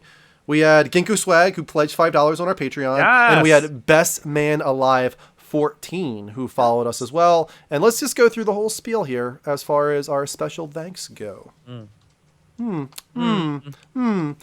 Our special thanks go out to our subscribers, The Nine Fox, Greg Verga, Johnny Poolside, DeLone Gunman, Mr. Rager 909, Moofy, the Level Up host Drew, Bass023S, Tobes29340, and Vantera. Oh, as well as Vatak, who just subscribed today. Our Greg, did patrons, you just Pustel subscribe? Scab, Were you Mr. always Rager subscribed? 909, Ty Spin, BMC Music, TX Puck, DragonCon, Blakey1888, Mark Conklin, Alex Bustos98, Lionhammer, and Tobes29340. And finally, our moderators, Pusfills Gab, The Nine Fox, TX Puck, GFN2112, Ghost Games, and Guitar Freak.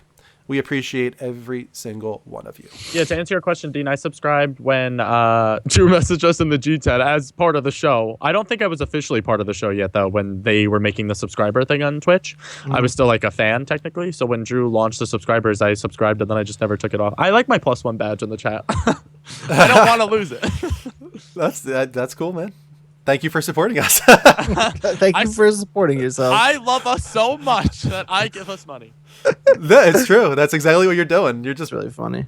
posting $250 in our PayPal every month, I guess. Fair enough. Thank you for that. All right, guys, thank you so much for watching. We'll be on all week long with gaming talk shows and game streams. The Trophy War has officially begun. Are we taking any more enlistees? No, that'll do it.